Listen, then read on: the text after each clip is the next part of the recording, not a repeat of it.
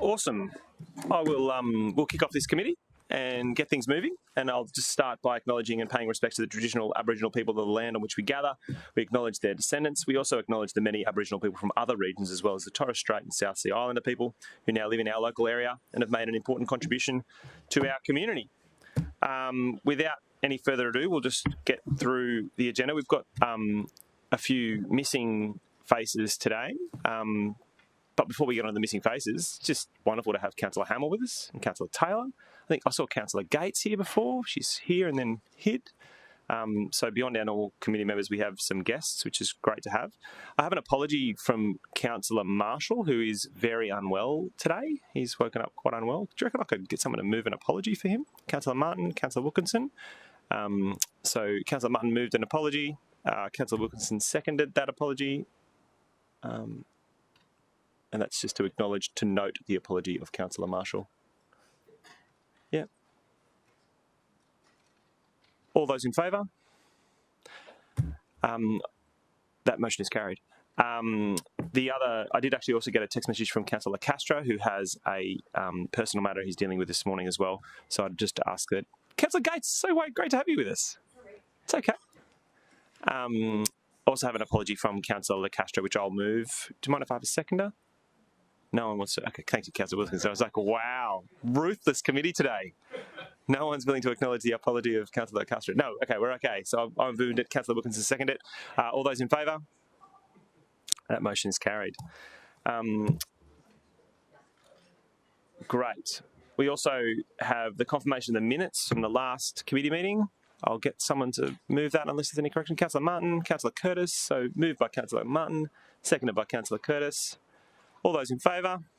That motion is carried. Awesome. Is there any conflict of interest declarations that people need to make today about matters we're discussing? A quiet, almost silent cheer from Councillor Gates. There's no developers involved. It's very good. So let's kick the main matters off. The first item we have is Ernest Junction Railway Tunnel paper. Committee members, we have a number of presentations today, and one of the things that I've asked the directors to do for this committee is to make sure that when we're dealing with quite a large matter, there's a presentation in advance of that matter being considered, so councillors can have a little bit more time to process some of those bigger decisions that we're making. And two of our presentations today may have attracted the attention of visitors. The Community Facilities and Services Review and the Community Lease Framework Review. Those presentations are not the fulsome or comprehensive matters that we're dealing with, but they're just effectively giving you another kind of 4 weeks notice on something that's coming up to give a bit more context, and hopefully that can inform good questions in advance of that matter coming to the committee later in the cycle. But before we get into any of that, we have the Ernest Junction Railway Tunnel, so I'll invite Alex and team to present. Thank you, Chair. This is also a meaty item, and I do apologise for the very heavy number of pages in your agenda for this one. We've got a couple of officers here today. Tim Robson will be presenting on the Ernest Junction tunnel improvements. This is an important heritage area, and a number of significant work has gone into understanding the opportunity to improve the amenity of this heritage site, and we'll be seeking endorsement of the Ernest Junction Landscape Plan, as well as support for investigating the commissioning of public art for the tunnel as well. So the presentation will take you through what we're looking for your endorsement on today, but noting there is a significant amount of material there for noting as well. Thank you, Tim. Thanks, Chair. Good morning, councillors. Thanks for your time this morning to go through the presentation. I'll just Tim, I'll just get you to press the button on your microphone. Yeah, good morning. Hey, Sorry, I'll just wait for the...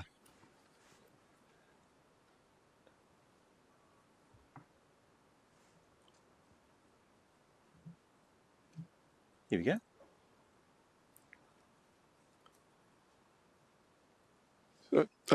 This morning's PowerPoint, obviously we've given you a lot of material there. We've got over 100-page document from our consultant landscape architect and their design team, but we've produced a summary of that document as well, which we've printed out for you this morning.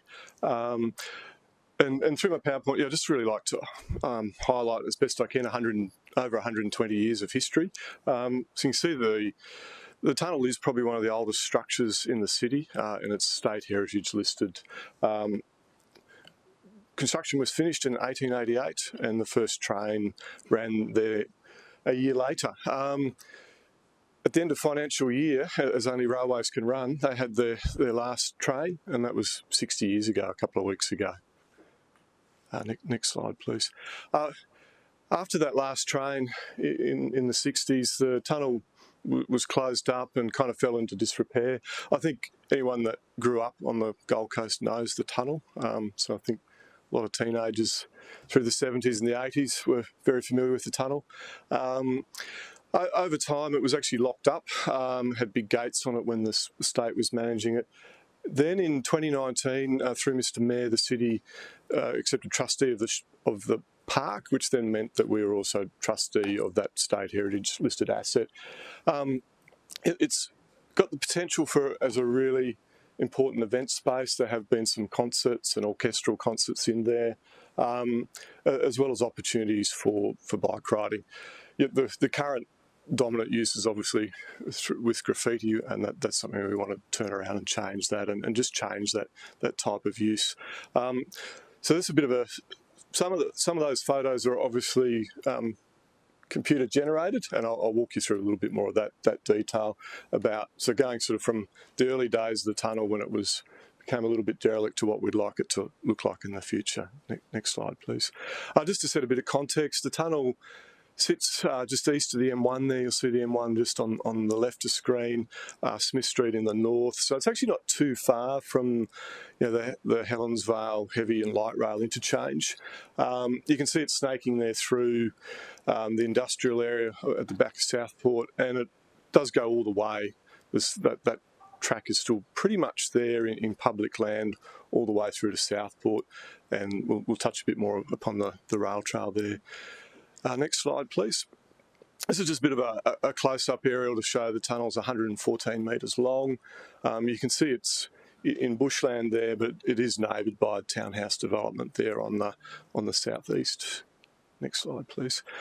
The main themes here that we've been working through is obviously the heritage conservation. We prepared a heritage management plan in 2019, and I think we took that to council for endorsement about a year later to start this landscape concept work. Might have been a couple of years later, actually. As I said, the main site management issues are the graffiti. Unfortunately, the graffiti is starting to damage the concrete lining. Initially, we thought the graffiti was okay, but it's actually getting very thick in places. It's nearly an inch thick, and that's stopping the concrete from breathing. And you can see there also we've got stormwater problems with water coming through the top of the tunnel, and we've just got to get the tunnel to drain a little bit better. All quite achievable. I think key to this site is activating it, is to get people using it. So it is a really special asset. Clearly people in the music space are very interested in the site because of its acoustic properties, and I think there's great potential there for concerts and other activation on weekends. Longer term, in that bigger picture, is I think it will play a really important role in an urban rail trail network. So not like your Mooloolaba or Brisbane Valley rail trail network, but really more of a commuter rail trail network that people can get from Cooma and Helensvale and those suburbs down into the Health and Knowledge precinct in Southport. But I also think it's going to be long enough that it will sort of start to be a bit like the Mooloolaba rail trail as well, where people just ride it as a nice ride. Next slide, please. The structural assessment, the state gave us a structural assessment before we accepted trusteeship. We wanted to make sure we weren't gaining some headaches there. So as we know, we built things really well in the 1880s, so the tunnel generally is still in really good condition. This sort of details that the graffiti is increasing by about 10 millimetres a year, so we've got to do something to manage that, and that's, like I said, it's getting to where it's up to 25 mil thick, an inch thick. To sort of honour that tradition of what's been the dominant use in the tunnel, we'd like to do a final paint and hopefully that kind of will work with that community and help them to respect the tunnel and stop graffiti work there. So we'll work with our arts team to look at the most appropriate way to do that, and there's some recommendations that speak to that this morning as well. Just wanted to highlight, the significance of it as an event space. The people in that photo are actually real, but then our consultants have used their magic with the rendering just to make it, look what it could be. You'll see in the landscape concept plans we're presenting a staged approach, obviously try and keep costs down as much as we can through those first stages, and the first stage is really just about preserving the tunnel and that initial stage of activation. So just some simple things like putting a concrete path through the tunnel, some park furniture and seating at the eastern end of the tunnel. I've got a slide on that we can come to shortly. Obviously addressing the graffiti issue, looking to get power to the site so to help facilitate it as an event space. The concrete path will help address some of the stormwater and drainage issues as well, and we can just do a little bit of soft landscaping, which probably the natural areas team can do just through restoration. Future stages will look for that integration with the rail trail, and we anticipate there'd be state government funding to make that rail trail connection. The work to date's been funded by the state government as far as the rail trail connectivity and options go there. Next slide, please. Just a photo there of the park seating at the end. It would help to facilitate as an event space.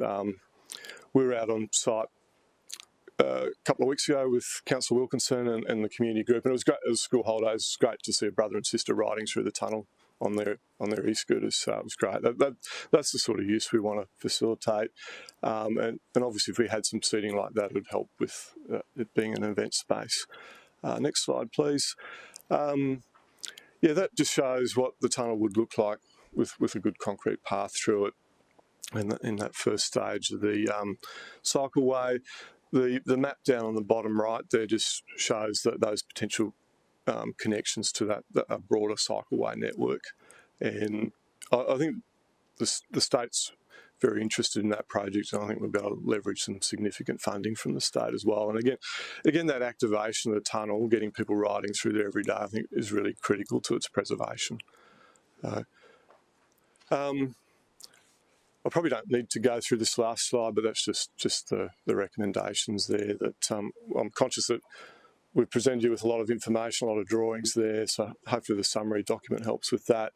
We're seeking, I suppose, to progress to detailed design of that stage one, and we've got existing budget to do that within the project. So thank you, Chair. Can I start by, you touched on meeting with Councillor Wilkinson and a community group? What's the community group?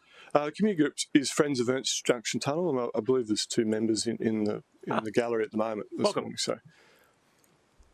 And there are an active community, an incorporated association, very much an active, dedicated to the, is there a bunch of, what are they, like they just play cards in the tunnel, or are they? No, I think they've lobbied hard for I should know this off the top of my head, sorry, but they've been around at least a decade, and they lobbied really hard to get the tunnel state heritage listed. So a lot of work in the background lobbying the state government to get that heritage listing. And it is heritage listed now? Yes, state heritage listed. State heritage. Yes, yeah. And I think the Friends group met with Mr Mayor around probably 2018 to start that conversation as well. Great. Councillor Wilkinson.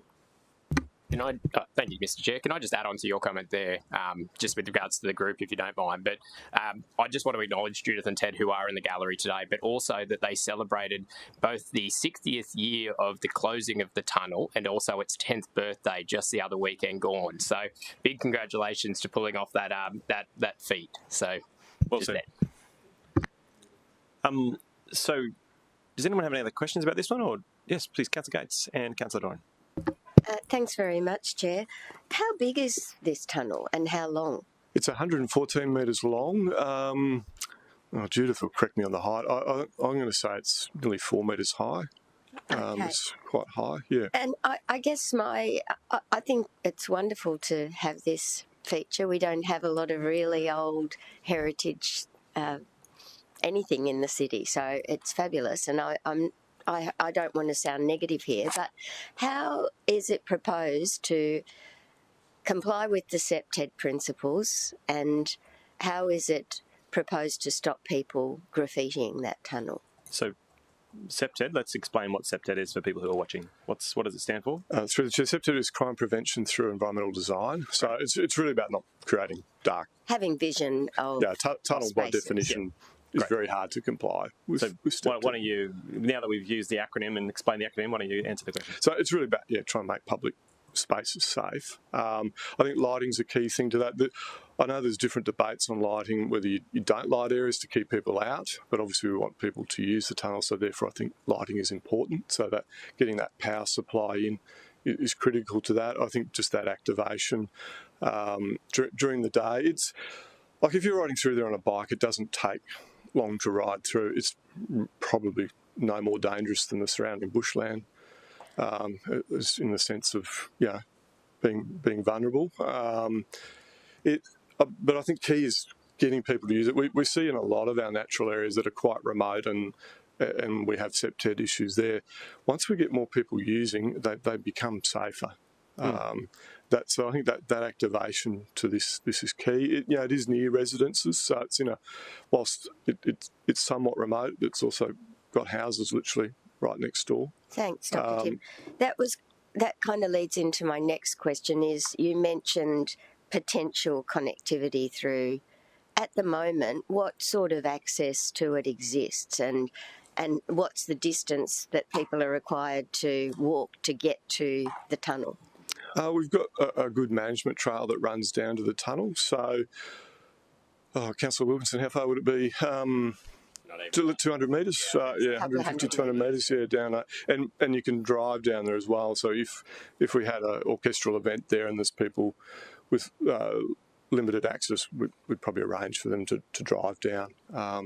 There's a gate at the top that we can open. So I think it does lend itself quite well to being able to get people in there of all abilities. So, yeah. Okay, thank you. Councillor Doran. Thank you, Chair. Thank you, Tim, for the presentation. The couple of questions I had first couple were along the same lines as Councillor Gates. We go in and we clean up the graffiti, and activation, you mentioned, is an important part of preventing future graffiti, but we don't have, according to what you just mentioned earlier, we don't have a potential forward timeline to connection of that forward rail trail till 2027-2032, and at the moment the strategy around graffiti removal is community-led. So I guess a question to you is there any further resources going to be allocated to maybe go to the site more often, so we don't have to rely just on community-led reporting of graffiti to try and limit further getting to where we are now after we've spent the money? Thanks, Councillor. Through the Chair. We work with the community, so our rangers do close to weekly patrols there as well. I think the community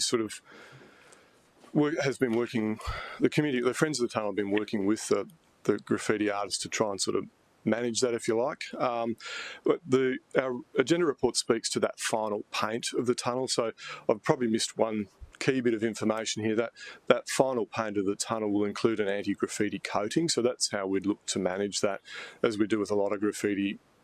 In the city, we put anti-graffiti coatings on. We'd hope too that, given that it's going to be a recognised artist, that they would respect that space. So there's potential to create like the alleyways of Melbourne around the cafes there, and yes, we would have to be vigilant around cleaning that the artwork, because no doubt it's going to get tagged and things like that. But that's what we do every day in the city with graffiti. So, but that anti-graffiti coating is really a key part of our strategy. I think the comment to your answer there would be Melbourne, I suppose, there's a lot more people walking through those laneways than we do probably at this site.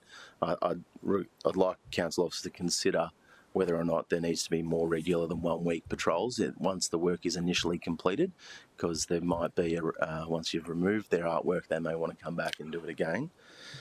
Yes. In relation to, if I could just draw your attention to the costs for a moment, so back onto the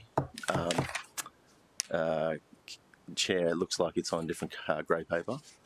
Is that? I'm looking at page 23, has the budget or funding and resourcing requirements. Page 23 of the report, it's non-confidential. 223 on mine. 223 on? Yeah, through the Chair, the appendix is confidential. Okay. So, did you want to ask some specific questions about that, Councillor Doran? I did, but I don't want to go into close. So what I might do is I'll take those questions offline and ask the Director personally afterwards, if that's all right. Okay. Yeah, that's great. Happy to do that. Are there any other questions? Councillor Martin. Thank you, Chair. You mentioned about the concrete breathing. I think in the report it was sort of saying that the graffiti hadn't really impacted the structural integrity, but potentially it now has discovered we are.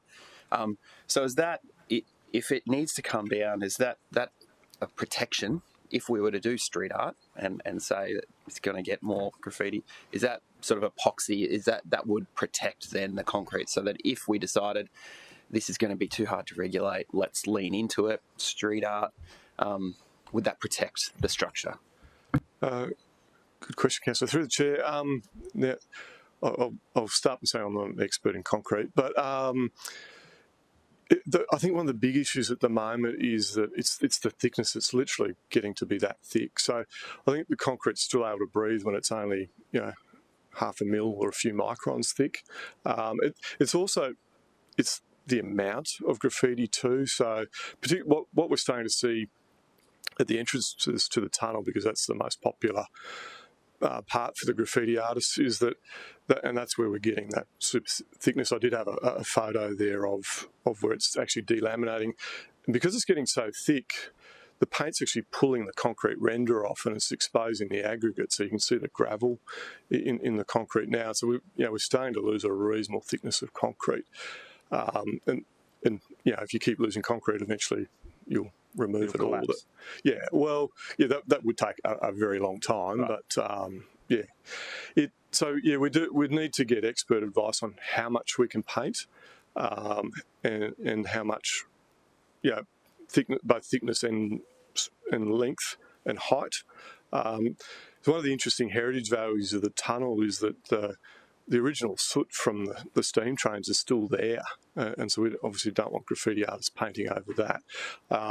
There's still the wood grain pattern from the Oregon boards that they use for the formwork on the concrete. Again, we don't want to lose that, and we are losing that to graffiti in places. So, we'll have to rely on our experts to get that the design of that right, and make sure the concrete's still breathing, and the paint, any sort of permanent paint that we put on there is not going to damage the tunnel. The advice we've received to date is that those sort of first few layers of graffiti that might only literally be a few microns thick, they're okay. It's literally once. We're going to bring a piece in. When I first saw it in the office, I thought it was a piece of slate. It's actually, no, it's just a few years' worth of graffiti art paint. So, yeah. Before I go to you, Councillor Wilkinson, is the tunnel just a cylinder the whole way, or is there rooms or sections of squared off rectangular space inside it? It's pretty much an arch all the way through. Okay, yeah. So it's just a straight line. It's got a bend, so you can't, if at either end you can't see the other end. Right. Judith, how far do you go in? 10, 20 metres, and then you can see out the other end. Right. So that does help a little bit with the septed side of things, that it's not there's not hidey holes in there that someone can... No. Yeah. Basically, once you've walked in 10 metres, you can see the other end, and if someone's there, there's a shadow and you're right. Correct, yes. So, and if we lit it, if you entered that sort of first 10 or 20 metres and you saw something you didn't like... You just go back. You go back, so, yeah. Okay. Councillor Wilkinson. Thank you, Chair. And through you, Chair, I just want to thank Tim and Julie for the amount of work that has gone into this. I know after the site visit the other week, it's phenomenal, and I want to, commend the actual larger project as well. I can't wait to see what it brings into the future, activating the site and also our connectivity across the community. I didn't know. I just wanted to actually point towards, and I don't know if it's appropriate to ask Julie, but Julie, I don't know if you wanted to just, for the committee's benefit, touch on some of the restorative work that's already been undertaken on the site, and also if there's any additional comments that you'd want this committee just to be aware of as part of, I guess, further discussions today. Oh, just need to press the button. Thank you. My name's Julie Nutting, Natural Areas Principal Conservation Officer. I've been working on this project in the background in this very dedicated community group, the Friends of Ernest Junction Tunnel. Judith DeBauer won an Order of Australia for her work relating to the Ernest Junction Tunnel. Her and Ted and the 1500 Facebook page Community Strong group, we've been working collectively with them, having stakeholder meetings through the design process, and obviously we'd like to leave this heritage site as a legacy for the community. As part of that, I've reached out to our Naturally GC team to get the younger people potentially that will adopt this legacy to take some stewardship on the conservation matters in the area generally. We're planning obviously to have some Naturally GC workshops out there to help activate the site. In terms of your questions relating around graffiti, all aspects of the site will be covered with the graffiti coding.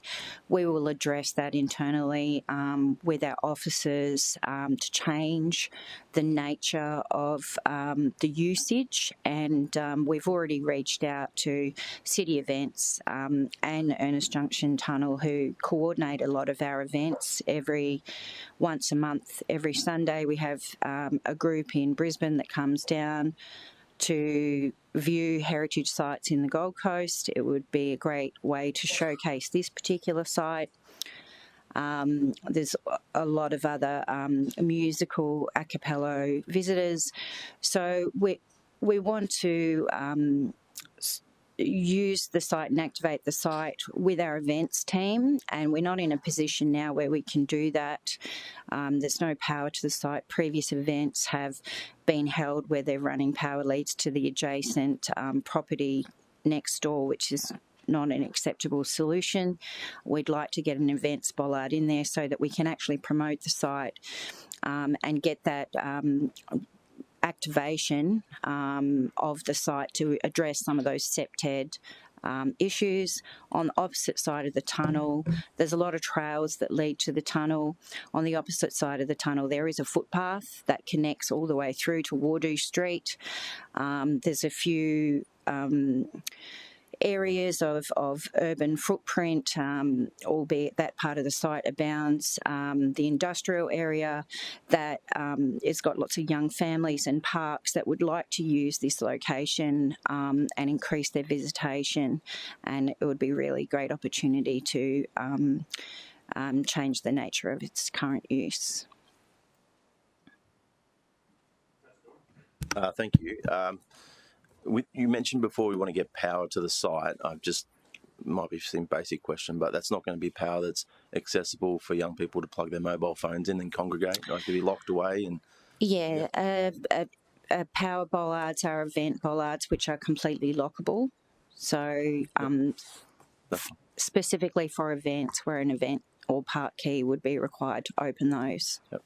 I'm going to have a go at my budget question. I want to talk about not the numbers, but the percentage of something, the contingency. Will you permit me to ask that question? Yeah. It does seem to be quite.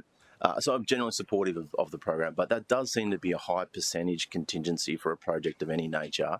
Without obviously going into the details, can you give us some comfort that that's not just because you've got a lack of confidence in the other numbers you've presented? Through the chair, thanks, Councillor. The contingency is related to a couple of things. It being a heritage tunnel, there's probably going to be latent conditions that we don't know about. So we'll discover some things that we haven't seen yet. And with any heritage project, you typically run a higher contingency. The other reason this is still the very early design stage, so concept design. Once we go to detailed design, yes, I would agree. If I was coming back again with a contingency that high, well, I don't think Kathy and Alex would let me come back with that. So yeah, we will refine our numbers once we go to detailed design. We've done a bit. We'll probably find a few of those latent conditions as well. So it was really just to. It really reflects the fact that we're still at very early design phase. Yes. Just so we're going to be as transparent as possible, what would you suggest is a normal contingency after DDR? Like a standard contingency. Through the chair, I might ask Julie that because it is that still. It's a special project. There's still that heritage element. So typically after design, we're somewhere between 10 to 30%, depending on the nature of the project. Right. So at the moment, I think it's pretty clear that the contingency is a little bit bigger than that. But when we get to the end, that's where we're going to be. So without wanting to disclose any of the secret figures that are in the confidential papers, which are appropriately confidential because we haven't resolved what we're actually doing yet. That's fine. You should expect between 10 and 30% contingency. No, that's right. I appreciate the context around the uncertainty because of the heritage nature. Those benchmarking percentages that were outlined was where the query originated from. I look forward to seeing the numbers once we get to the next stage. The reason why I did clarify it is because one of the recommendations is the investigation of commissioning one element of that budget, and so I figured we may as well have that conversation now, before that occurs. Thanks. Councillor Wilkinson, did you want to move the item? Are you happy to do that? Chair, I'd be delighted to move that one. Is it going to lapse for want of a seconder, or are we okay? No? Councillor Martin has seconded it? Councillor Martin has seconded that motion. Did you want to open debate?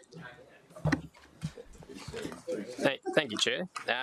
Look, I'd start by just commending, of course, the report that has been presented again here today in Chamber. I think it's quite a detail, even though we haven't gone to that quite detailed design quite yet. This is a very thorough report that actually outlines a very good future plan for this particular site, noting its connectivity right through from Coomera basically to our health and knowledge precinct in the future. So given that we are still only at stage one, I certainly want to press upon my committee members today that I appreciate that they've all been engaged in this conversation, and the amount of questions that they've asked is actually fantastic. I think we're heading in a really good direction with this, and I want to commend it, but I also want to give thanks to the Ernest Junction, friends of the Ernest Junction Tunnel as well, Judith and Ted, who have been absolute legends in this space, pushing to see this space activated in an appropriate way that actually engages both younger people and future generations to utilise the site in a productive manner. And I look forward to whatever activations they bring in the future, and I hope to see them continuously being supported by our city officers as this progresses. So I'll leave it at that, and thank you again for the report. Excellent. Does anyone want to speak against the motion? In that being the case, I might just leave it. Councillor Wilkins, are you okay for that to be a close as well? It's okay? Yeah, I'm fine. Thank you, Chair. Take the vote. Those in favour? That motion is carried. Thanks, Dr. Robson.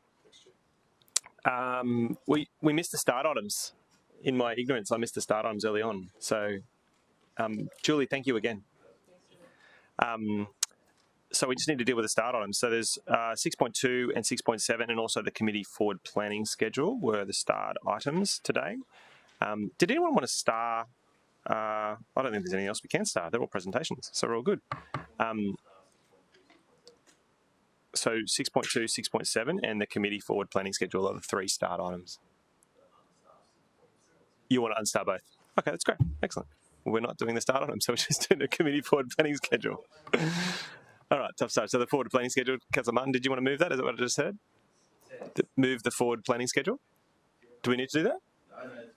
Yes, do we need to move the forward planning schedule? Move. Yeah. Councillor Martin? Second to Councillor Curtis? All those in favour? Motion is carried. So we've unstarred 6.2. We've got a change in EGM. So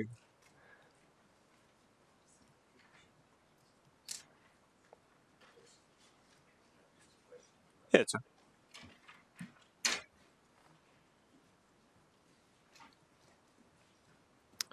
Welcome, Rod. I don't think we need a presentation, but I think Councillor Doran just had a question. Are you okay to field a question today? That's great. Thank you, Chair. I'd like to just ask a couple of questions in relation to Deloitte's involvement, if that's okay. As stage one occurred before our tenure, so might need to take me back a little bit, and it's not in specific relation to that entity, but they were involved in stage one of selecting the group that we're now proceeding with in an advisory capacity, is that right? Through the chair, no. No, they weren't. Oh, right. No. They weren't involved at all in stage one? No. Of the Salesforce Marketing Cloud? Okay. Maybe misunderstanding that. But moving forward, can you comment as to whether or not we've had confirmation that, given they are going to be involved in the next stage, and the company that we're going with, Salesforce, is obviously quite a significant entity worldwide, that Deloitte don't have any other contracts on the Deloitte side as well as on the city side, and I'm specifically asking in relation to obviously the issues pertaining to PwC down in Canberra, whether they're advising Deloitte as well as us. Right. I reckon the substance of these questions might lend themselves better to closed session. Is that okay? So I'm going to move to closed. Seconded, Councillor Martin. All those in favour? That motion is carried. We're going to turn the stream.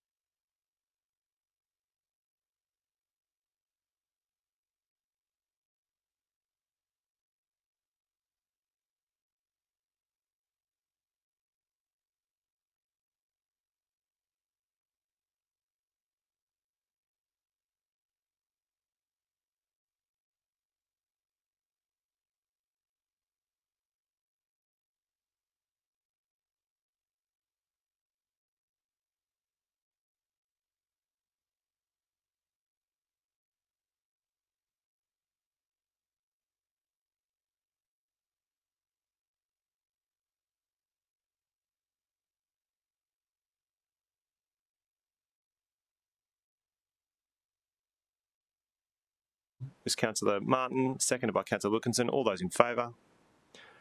We're back in open. We just went into closed session because the question that was posed by Councillor Doran related to a commercial matter, the answer for which may have prejudiced the interests of the local government, but that matter will be subject to a subsequent piece of advice. So we have some other questions from Councillor Martin and then Councillor Fowler. Thank you, Chair. We heard from the CEO previously around council has a lot of systems in play. So I was just interested, this Salesforce, obviously a massive player, but does the introduction of Salesforce, does that reduce our overall number of systems? Will this have a simplification, I suppose, is my question. Yeah, look, over time, I guess we will have an opportunity to bring capability into Salesforce and potentially then decommission other systems out in the organisation. Excuse me. I guess look through release 1, which is around the Salesforce Marketing Cloud, is potentially the best example I can give right now. In that we will have, I guess, a tool that helps us in managing communications to our customers and community. Right now, we have a number of tools across the city that does that. So as we have now implemented and stood up that release 1 in the current quarter, we will then be able to bring in those additional communications and then decommission other systems where it makes sense. Happy. Councillor Fowler. Thank you, Chair. I have a couple of questions, if that's okay. So, Rod, what is the current start of Salesforce? What part of the customer journey are we looking to capture, and what data is being housed there? Are we calling it phase 1? Yeah, through the chair. So right now we're in release 1, and so release 1 is standing up, I guess, the base foundations of that Salesforce capability, as well as our Salesforce Marketing Cloud and customer data platform.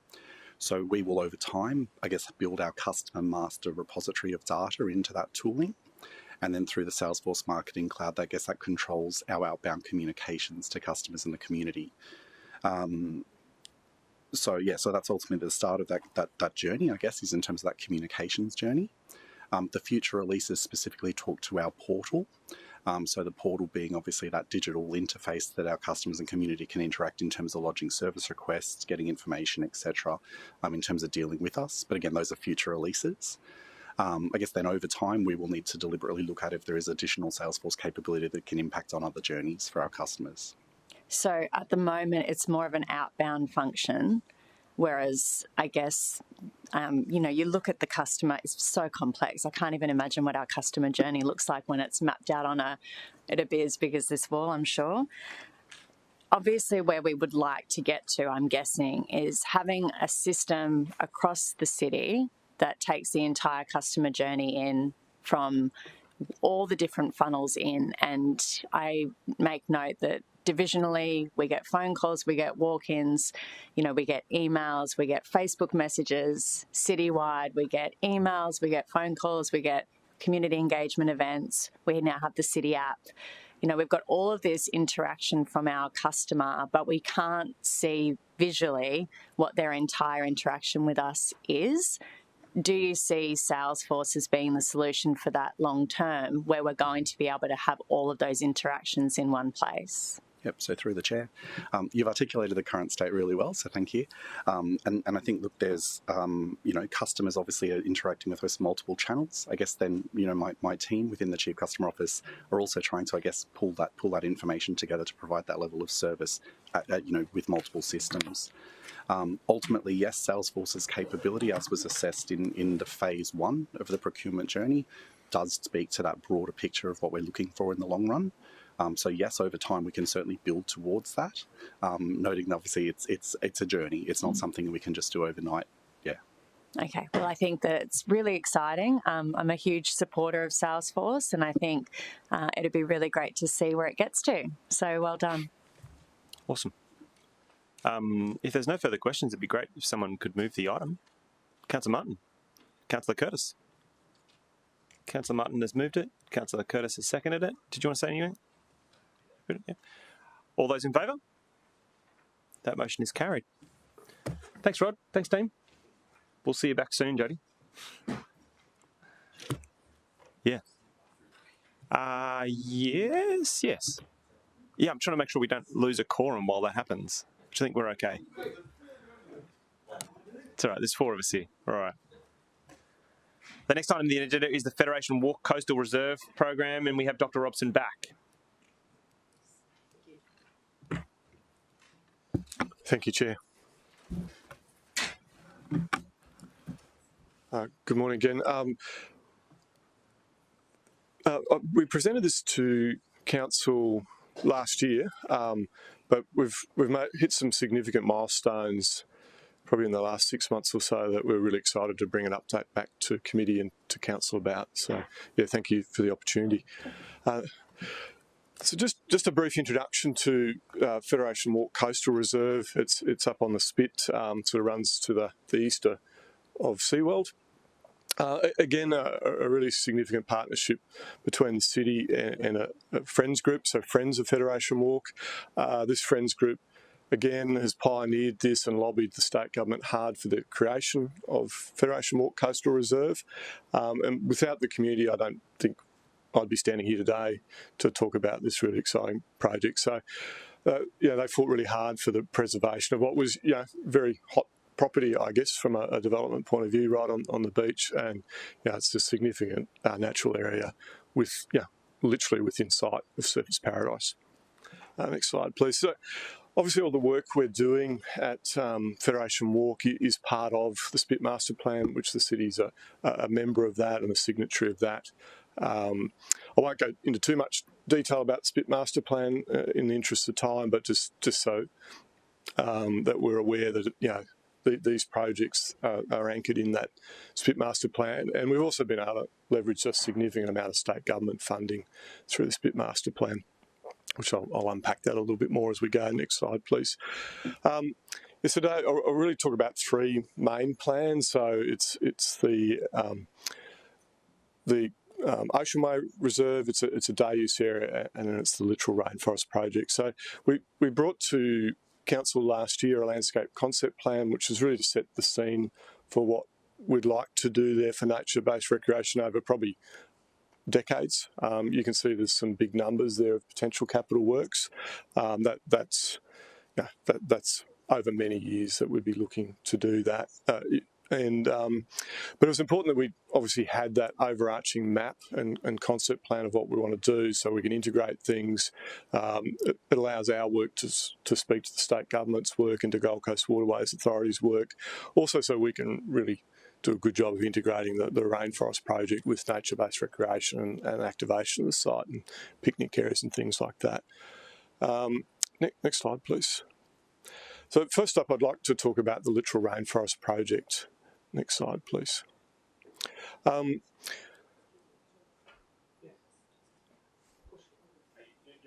or? Okay, great, awesome. Littoral rainforest was once really common in the city. That black and white photo in the centre there is actually Cavill Avenue in about the 1880s, so I'll continue with my 1880s theme this morning. So, so a very different place. But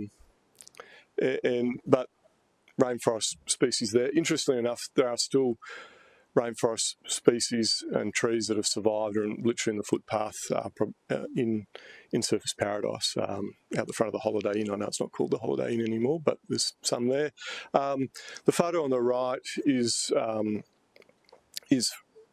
literal rainforest down at Kingscliff. I always forget the most important thing. It is actually a federally listed endangered ecological community. You can see the canvas we're working with on the left there, so very much a blank canvas.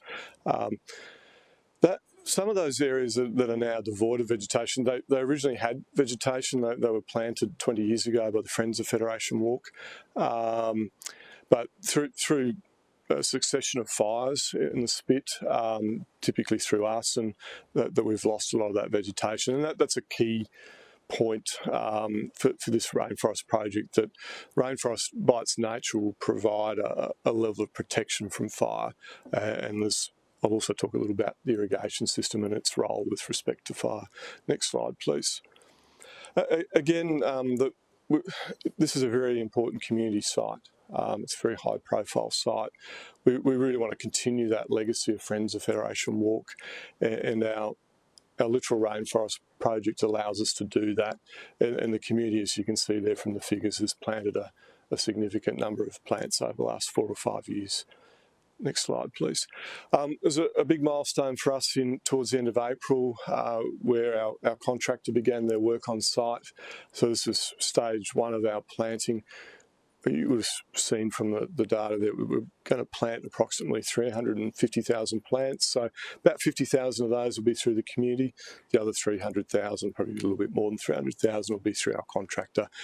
In the first few weeks there, the contractor planted about 70,000 plants. So really key milestone for the project, and probably one of the main reasons why we're here today to present that. Again, that bottom right photo shows that blank canvas. That area that you can see is all mulched. That now has tube stock all through it. So yeah, fantastic work by our contractor there. Next slide, please. Just some of the key facts for the project. I'll start with the photo on the bottom left. That gives the extent of the project. So it's running roughly from the northern end of SeaWorld, from Nara Resort, right through to the bottom end of the seaway to the sand stockpiling area at the bottom before you get to the pump station for the seaway. You'll see all those lateral lines there that look a little bit like a skeleton. That's our irrigation system. So we've probably built one of the biggest irrigation systems of its type to restore a rainforest. And part of that is to do with the fire. Now, we're not going to use the irrigation system to fight fire, but but when we go into drought, we'll start running that irrigation system.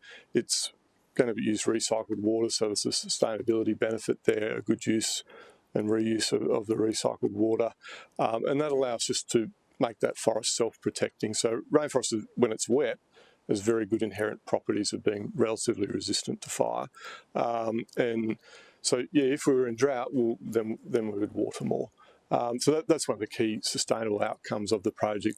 Obviously, the creation of the rainforest is a key sustainable outcome as well.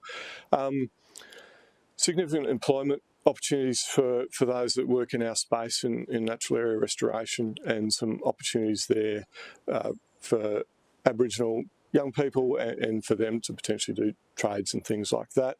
And of course, that community benefit, that this is very near and dear to the community. Next slide, please. Again, just wanted to show the scale of this. We believe it's the biggest sort of restoration of littoral rainforest of its kind ever in the country. No one's challenged us on that yet, and we've been saying it for about 5 years, so I'm going to run with it.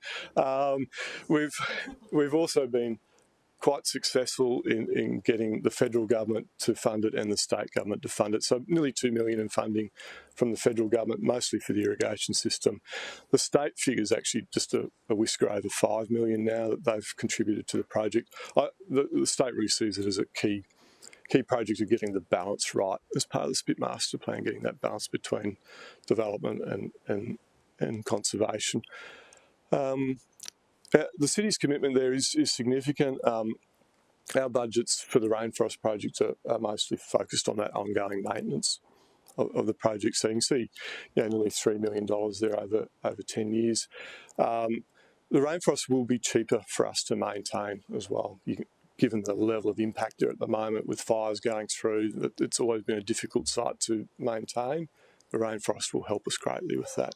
Next slide, please. The next significant project there as part of this package of work is the Ocean Way. Really a key objective there is to get an accessible pathway, not necessarily a full disability accessible pathway, but a nice even surface that runs all the way from the southern end of the Spit from Hollandale Park right up to the seaway itself. The state built a concrete pathway on the western side that roughly runs from Mural Henchman boat ramp right up to the seaway. So stage 1 of our project in the yellow there will link Phillip Park to the boat ramp. When that's complete, that'll give us a concrete, I shouldn't be saying concrete, should I, Councillor Taylor? Sorry, I've very much made a bad slip there. A nice stable surface to get to the seaway.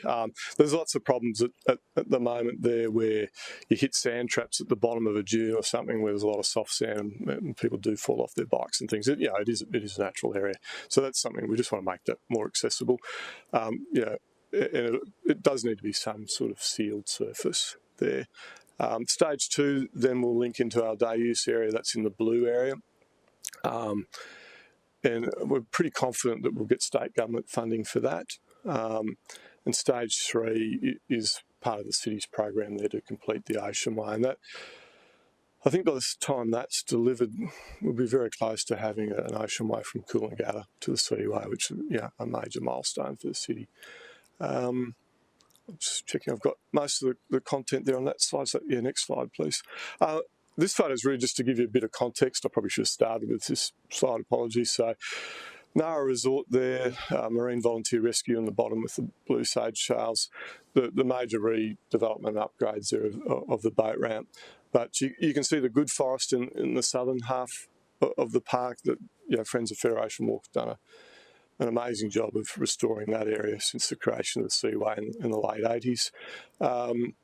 And you can see our blank canvas that stretches there. So it's a big area, big project, and it'd be fantastic to have accessible pathways right through that beautiful coastal park. Next slide, please. Our last project here, which is funded through LGIP funding, through the city's LGIP, is a day use area.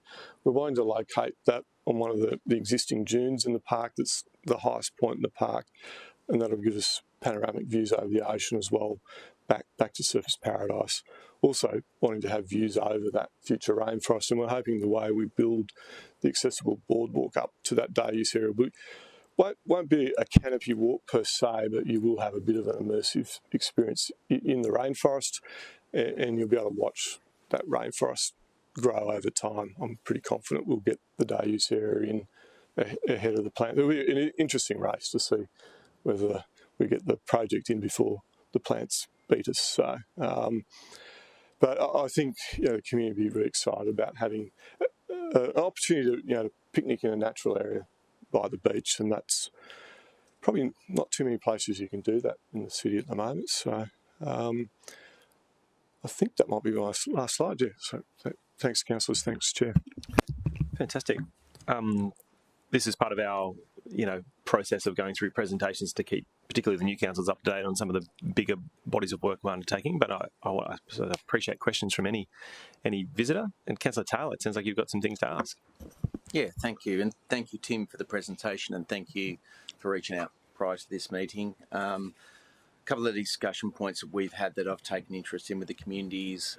Lynn Wright has done an amazing job for that whole area. I think we all acknowledge protection, and the work that she has done with Friends of Federation Walk has been absolutely extraordinary. And she's been a long time fight to protect that area, and I think it's really important now as the city grows that we do protect these areas. So I'd just like to acknowledge Lynn and her team. In relation to the Ocean Way, I think it's really important that we do have connectability and everyone can enjoy the accessibility through that area, but there has been conversations of what that path could look like. So we want to try and keep it natural as possible, but does it have to be a concrete? So it's something that I did discuss. Is there only one option in relation to that space, and is there any other type of options that could meet the environment that we're visiting, and without just having a concrete footpath? So I just want to raise that to the committee. A couple other touching points for the committee to be aware of. There is part of this Spit Master Plan's Aboriginal Cultural Centre that has been mentioned on the western side, at the northern end of where the trawlers are at the moment. There is a discussion, though, that it could be anywhere down around the Spit, so I'm just keeping my eye on where that could land, because there has been conversation that it could be viewed. But I suppose the question to Tim is, do we have an understanding of where that is? So I do have a third one, so I don't really want to answer. Do you want to do all the questions at once? Yeah, if you're happy for me to take Keep going, yeah. And the last bit was the accommodation building that's been mentioned in the Spit. So Friends of Federation's done a great job. They used to have a hut, it was a container there for a long period of time. Due to safety reasons, that had to be moved, and the Fence of Federation worked well with our team. But I'm interested in where it's mentioned in 6.1 accommodation building for the likes of Federation Walk. When or where has that been contemplated in the future to look at delivering something for them for the amazing work they've done? So it's good. There are 3 questions. Thank you. I think we had some questions about the First Nations Centre and accommodation. Yeah, did you? Yeah. And the park. Thanks, Councillor, through the chair. I'll go back just very briefly to the Ocean Way. Important thing I missed there too. Obviously, through a dual system, it's very undulating, and in the swales and the dunes where it drops away, we'd be looking to build boardwalks there. And a key reason for that is to obviously a sensitive response to the environment there, but also to break up and change the form of a path as well, just to create some interest. Clearly a bright, shiny concrete path's not ideal in Federation Walk Coastal Reserve, but there's different treatments that we're looking at. We've actually just gone out to tender on the detailed design for the Ocean Way and for the day use area, and we're going to be keen to look for some creativity around that. We don't just want a horrible concrete path through what's going to be a beautiful rainforest. So we're going to work the consultants hard in that space. The Aboriginal Cultural Centre is obviously a state government-led project. We contacted our colleagues yesterday in the state, and they've given us an update that I'm able to share publicly. So I think the state's looked at 2 sites, and as Councillor Taylor said, they've looked at a number of sites across the Spit Master Plan area. And the thing with the Master Plan too, it is a high-level document. We don't want to stray too far from it, but if something's in the Master Plan, it could change. So, and I think the Aboriginal Cultural Centre is a good example of that. As Councillor Taylor said, it's initially just sort of the north of Versace and Carter's Basin there. It's actually in the state land that's on the southern end of SeaWorld's car park and their overflow car park. That was the initial site for it, but on reflection, there's probably some other sites that may work better, and GHD was engaged to do a consultancy piece for the state on looking at where the optimum location is. Now that we're starting to actually deliver projects and getting a better feel for what the master plan looks like on the ground. So Phillip Park's another potential site that they've looked at. So my understanding is that they've really narrowed it down to those 2 sites just north of Carter's Basin and Phillip Park on the eastern side, which would be a great linkage into the rainforest. And I think that's part of the reason too why we're looking at other locations. Great. And there was a piece on accommodation. Yeah, so the Friends of Federation Walk for the best part of 20 years had a little site office, just a little demountable building that they used. I suppose when they were most active, they were probably there most weekends, so it was really important they had a base.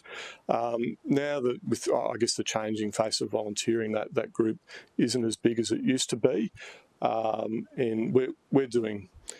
They've kind of handed the baton over to us in a way, which is a real honour. So through our Naturally GC program, we're now running the planting days, and we do about 3 or 4 of those a year. And some of the original members of that group still come, which is great, but we're really getting that younger generation through, a lot of families coming through. In volunteering now, it's getting harder to get the same people to turn up every month. So the people that come through the program now, they might come to one Naturally GC planning day a year in the city, but that could be anywhere in the city. So we facilitate that planting now for the Friends, but as Councillor Taylor's mentioned, we really like to honour their contribution to the city, and I think there's ways we can look at that, and the Spit Master Plan speaks to that. So there's an opportunity there potentially that there's a learning place, and it's in our landscape concept plan that the Friends actually built. And if we upgraded that with a really good pavilion and maybe a few sidewalls, it wouldn't be an enclosed building, but I'm sort of, again, seeing it as a bit of a small event space, that the Friends could still have a school group there and give them the history of the park, etc. We could have First Nations people there. It could be a bit, a small annex to the cultural centre. So I think opportunities there for, well, I'm not talking anything grand. Think of just a large picnic shelter, so that there's already some similar words in our landscape concept plan around that. So I think that's something we can work up and we'll take through the annual budget process, and we can bring back to council for approval. Councillor Taylor, are you happy with those answers? You want to follow up with anything, or? No, I've appreciated what it is. Obviously, that last one is obviously an interest because they've been there a long period of time. We understand we're doing a lot of good work and we're assisting in that space, but we've got to understand where they've come from, acknowledge it, and if the city ever changes, they are still an active group. We know it's a challenge for any group to have members, but to acknowledge what they've done and to give them the ability to continue it and hopefully encourage younger generations to come through. It's really important that we do consider it, and it is mentioned in the SPIT master plan. So I'd love to continue that conversation. Any other questions from visitors? Councillor Fowler. Thank you, Chair. Just one quick one. Just about the Ocean Way, the 4 metre width. So how do we see that the community will be interacting with that pathway, bikes, scooters, walking, and how would we, I guess, make sure everyone's safe? Through the Chair, yeah, it's a really good question because, as we know, the ocean ways can get very congested at peak holiday times. I think one of the key strategies there, I didn't unpack the detail, but on that first landscape concept plan map, there's multiple paths there. So I think that's really important that you can sort of spread the load through there. I think I remember being in the SPIT master plan community meetings, and we had very lengthy debates about how you make this safe, because I think we want to avoid straight runs of pathway. We want to look at putting a reasonable, you don't want to make it too bendy and too windy, but I think we've got to create those slow points. We can look at things like even just the texture of the pathway, and I think that change from a sealed pathway to a boardwalk is important. That can help create slow points. It's going to be really important to have slow points at the connecting pathway. So obviously got those main north-south pathways, but there'll be a number of east-west pathways that allow people to get to the beach. Those intersections are going to be really important that we make them safe. And the landscape concept plan has looked at that through different planting treatments. Similar to what we do in roads with roundabouts, where before you come to a roundabout, the road deflects and it's not straight. We'll do similar things like that on a bike path, because we're very conscious if people are flying along there on e-bikes. It's not necessarily a great experience for walkers. The other thing we're looking at, there's potential significant costs here, so it's still very much in an investigation stage, is trying to move some of that other, I'll use the word traffic, onto the road, but onto what is a very different road now, a safer road. So in our landscape concept plan, I think there's even some drawings in the SPIT master plan about trying to use Seawell Drive. If people are wanting to get from A to B quicker, and you're on an e-bike, you jump on the cycle path on Seawell Drive. So I think we're looking at it holistically to try and get that optimum flow of pedestrians and cyclists. But I acknowledge it's a big question and a challenge for us to get right. So just to follow on, if I may, just how we're doing the little waves, and would we look at doing something like that, so at least we had keep to the left, that sort of thing, so we don't have both directions coming down? Is that one of the solutions being considered? There certainly would have the standard signage around, cyclists keep to the left and give way to pedestrians. A one-way system would be great, but I think that would be hard to make happen in practice. That's something we haven't thought about, but it's probably worth giving some consideration. I just don't. It would be difficult to get people to actually follow that, but it would be a great solution. So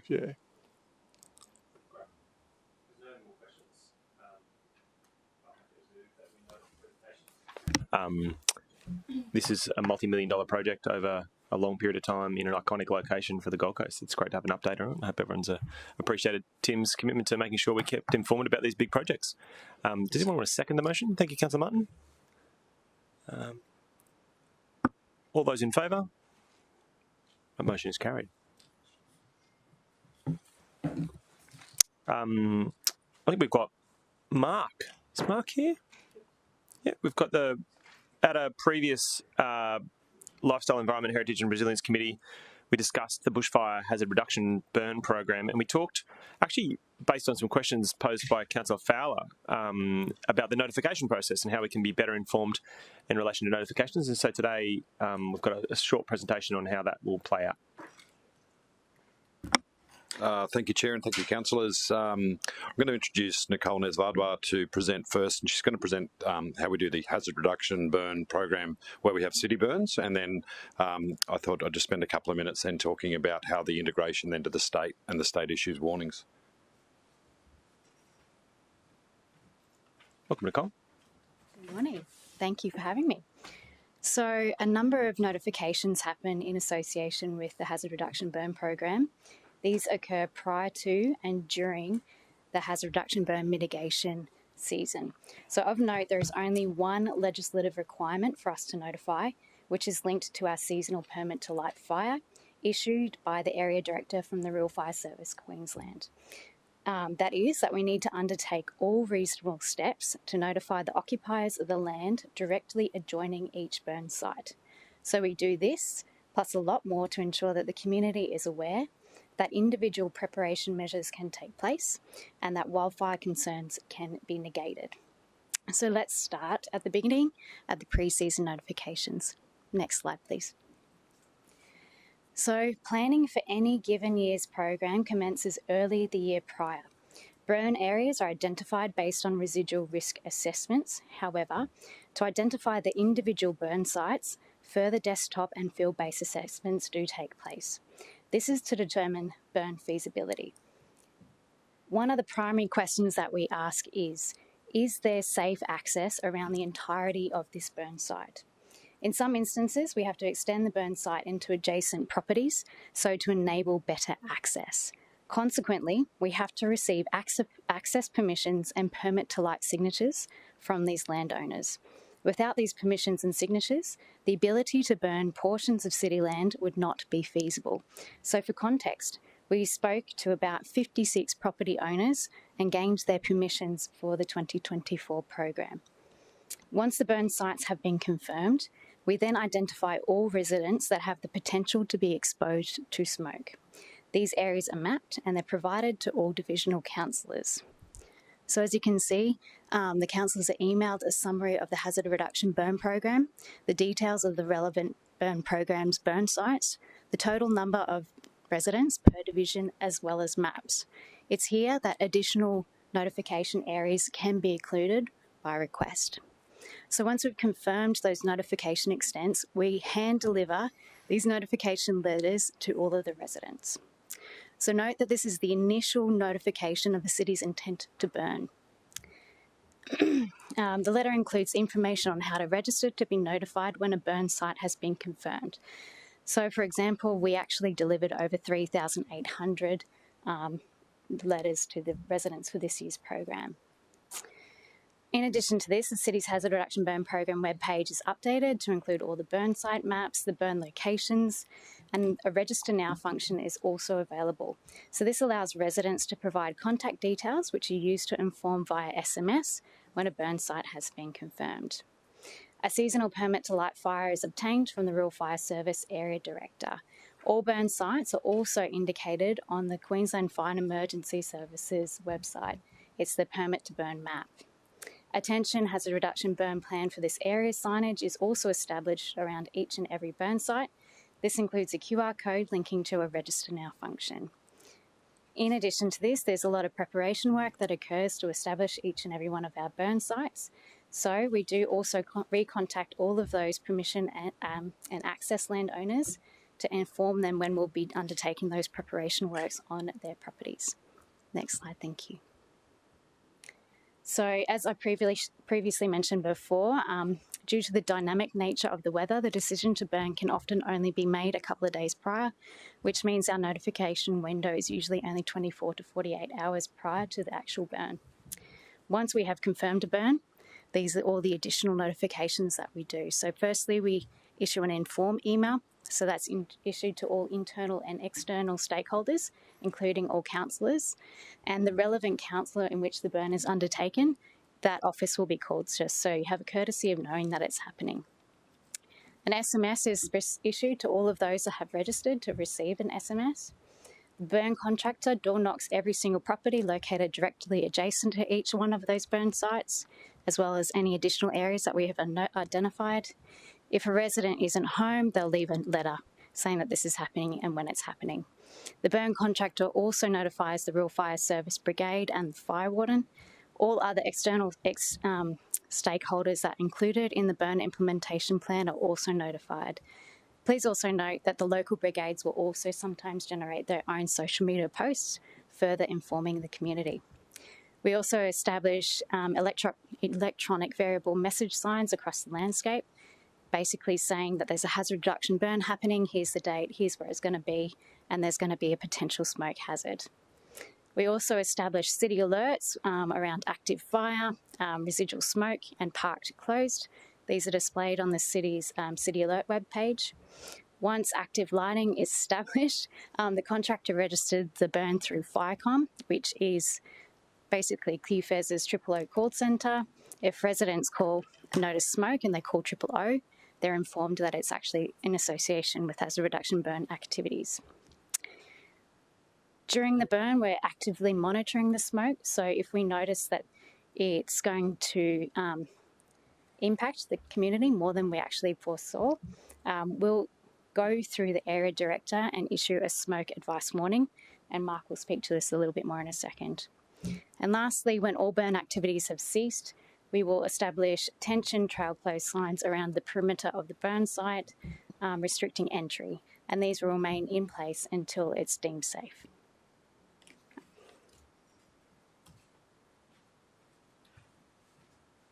Thanks, Nicole, and through the chair, what we've now done as far as all of our warning products, around 1 November last year, the Australian government worked with the states and territories to have the Australian warning system deployed across the country. What that effectively did was the same icons, the same colour sets, the same language being used across 3 different warnings. So it was taking on the lessons from a range of the last probably 4 or 5 severe seasons and a lot of community consultation. And the 3 levels of warnings were introduced as far as advice, watch and act, and emergency warning. In the context of hazard reduction burns, we won't see it going higher than advice. Nicole's one of my staff that I don't reward for overachieving. We like her to keep the hazard reductions, and she always does, which is fantastic. So from a hazard reduction burn perspective, we would get to an advice, and I'll bring up an example shortly of smoke. So that's when we reach a trigger where the smoke is likely to affect a community. We do that through QFES, or now the Queensland Fire Department, as the issuing authority for that warning. We would only see watch and act and emergency warning being escalated if a hazard reduction burn was to turn into a wildfire. So we won't see above advice. So that's just an example recently of one where we had the smoke over the northern part of the city when Queensland Parks and Wildlife Service was burning around South Stradbroke Island. What we've done is we've worked with the QFD and the Queensland Police Service to get APIs effectively to our website, the Disaster Dashboard and Gold Coast Alerts, which I'll talk to in a moment. Whereas if QFD or QPS now issue a warning, within seconds now it'll show up on our disaster dashboard. Similarly, when we issue a warning through our dashboard, it uses the same API feed up into Brisbane and then republishes it on their website as well. So we've got good integration now, etc. and so forth on that particular level. Gold Coast Alerts, as councillors might know, is our opt-in service. It's been going for about 18 months now. We've got about 14,700 users across the city subscribed, and we're continuing to reach towards a target. Hopefully by the end of this year, we're reaching towards 20,000 as our target. It's around disaster preparedness, response and recovery. We do challenge ourselves when we use the system. So the last thing we want to do, and we've learnt from some other local governments, is overwarning. And I think there were some learnings during the pandemic around overwarning, etc., and use of these warning products. So if QFES or QFD issue a smoke advice, we're not probably going to rebroadcast that. because what we would have had over those days would have been, I think there was 4 separate warnings within 36 hours, and people would continue to get the text. And we heard that loud and clear over the Christmas New Year period about multiple warnings, etc.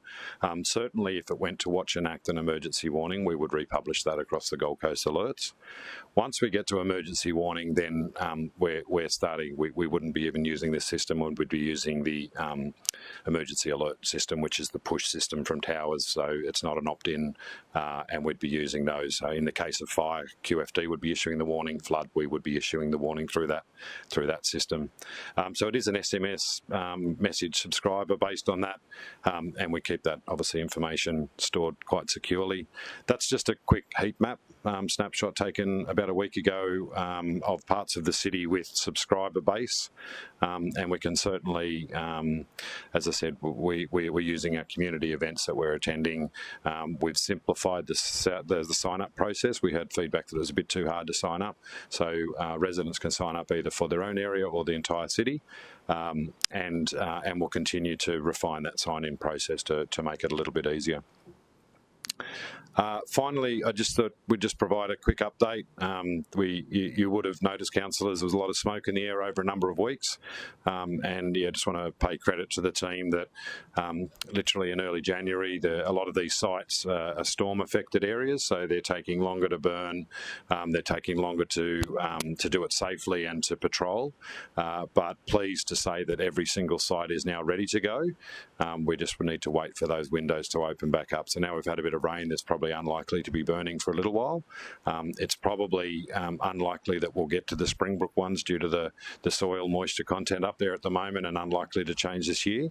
But the team is ready to go, the contractor's ready to go. So as Nicole said, when we get into that 48-hour window, we're good to go. Thank you very much. That's great. Any questions? Councillor Fowler. Thank you, Chair, and thank you so much for coming and explaining. That's very comprehensive and very comforting to see how much comms does go out to our residents. Just one question about the SMS alert. So I see that it's an opt-in function where you get the letter in January, you opt in, and then you can get the SMS alert when you're an impacted resident. Is there any way of making that not opt-in and just geographically relevant for impacted residents on that burn? Because I think it's a really effective way when people aren't checking their emails or they're getting caught up in spam, getting that SMS alert like the 24 hours before. It's a really, rather than just the opt-in, or is that not possible? Yeah, so through the Chair, just to clarify, Councillor Fowler, you're asking as far as it would go to everyone in that polygon or only the subscribers? So, yes, I'm asking if it doesn't just go to the subscribers, if it goes to all the residents who live in Wongawallan who might be impacted by smoke due to one of our burns, if there's a way of doing the SMS alert just to that area. That was the question. No problem. Yeah, through the Chair, unfortunately not. That wouldn't meet the requirements of emergency alert. So the state have got some pretty strict guidelines. The reason for that is the current emergency alert system is limited by text release. I'll look forward to providing a committee update next year when we're moving to cell-based, and that may change that because it won't rely on effectively the SMS out of the tower. It's going to actually use different technology, which we know, based on our learnings from New Zealand, is far quicker and far more. So we'll be working with the state and certainly advocating for some loosening of the use of the system for potential uses. That's great. Did anyone have any other questions about the hazard reduction burn program or the notification processes? Could I get someone to move that we note the presentation? Thank you, Councillor Wilkinson. I'm happy to second that. Oh, Councillor Doran, sorry. Councillor Doran was happy to second it. All those in favour? That motion is carried. We've been going for about an hour and a half. We're going to have a short recess, short adjournment. But before we do that, it's actually going to involve something special. One of our most, respected colleagues, it's her birthday tomorrow. So we'll be having some cake. So appropriately, it's appropriate for us to sing happy birthday. Happy birthday to you. Happy birthday to you. Happy birthday, dear Donna. Happy birthday to you. Hip hip. Hip hip. Hip hip. All right, we're going to adjourn for 15 minutes to eat cake.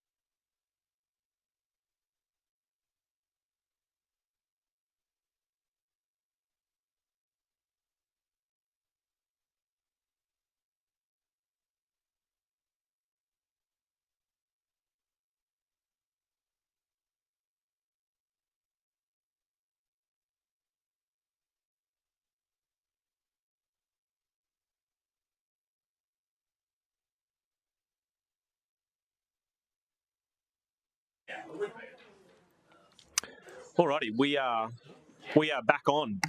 That was a very celebratory short break for Councillor Gates. He's young as ever. So great to be 35 again. We have a presentation about the Community Facilities and Services Review, which is necessarily kind of interconnected with the Community Lease Framework Review, the next item. So the authors of or the lead agents on those two are with us, Mark and Melinda. Let's hear from Melinda first.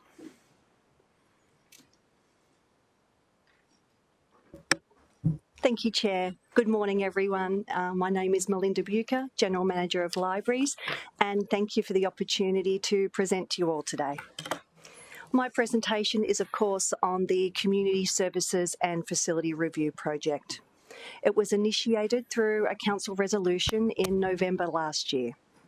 It's a strategic project and it's been allocated to Service Gold Coast, Jodie Fielding to deliver, and I am the sponsor's proxy, responsible for ensuring its success. Most of you here today will be familiar with some of the content that I'll be providing, but there is new information as well. And for some councillors, this is their very first update on this plan for the people. So, key drivers of this project. This project is all about the future, delivering for future generations. What do our future generations need in terms of community services and the types of facilities that those services are going to be delivered from? You would probably know that much of our community infrastructure has been planned and built as standalone facilities. They serve very specific customer needs, mostly through the provision of a single service. So an example of a standalone single-site service is Nerang Library. It's a fabulous library offering just library services to the Nerang community. But these standalone facilities have been evolving over time, and we now have examples of multiple community services being provided through co-located facilities, either on the same site or under the same roof. So an example is on the same site like the Upper Coomera Centre and under the same roof like the Pimpama Sports Hub. So this project is focused on how to plan and deliver those services for the future, make sure that we have a strategic overview for future development, and planning for all the types of community services and complementary services that our community might need. So to this end, this project is going to deliver a model of what the vision is to achieve optimum delivery of services and facilities over the next 20 years, so where that is, create a plan on how that model can be achieved, and create a roadmap for its execution. This project ensures that the customer remains at our focus. It's the centre of everything we do. It'll give us a citywide approach to the planning, design and delivery of our community services and facilities, and importantly, it's going to guide us in decision-making and prioritising of budget and meeting ratepayer expectations in terms of community services. In planning for the future, this project must take a lot of factors into account, but there are absolutely some boundaries. So in scope, of course, as you can see on this slide, are our community centres, our libraries, our aquatic centres, our major sports centres, and private leases where we offer city-run services. So, for example, 2 of our libraries are on private leases, so they are all in scope. Sports fields that contain facilities and sports clubs on them, they're in scope. The Nerang Bicentennial Building, that's in scope. And community and sports leased facilities, they are in scope. So community leases, of which are over 334 leases, representing 301 community groups, that actually forms part of a separate but linked project called the Community Lease Framework Review Project, which is being managed by none other than GM Mark Ensor. And Mark and I are actually on each other's governance committees so that our projects and our working groups can be informed and inform each other about what our findings are in our projects.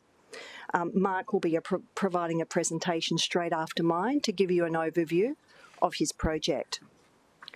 There are out-of-scope elements for this project as well, and a lot of them were defined in the council resolution in November.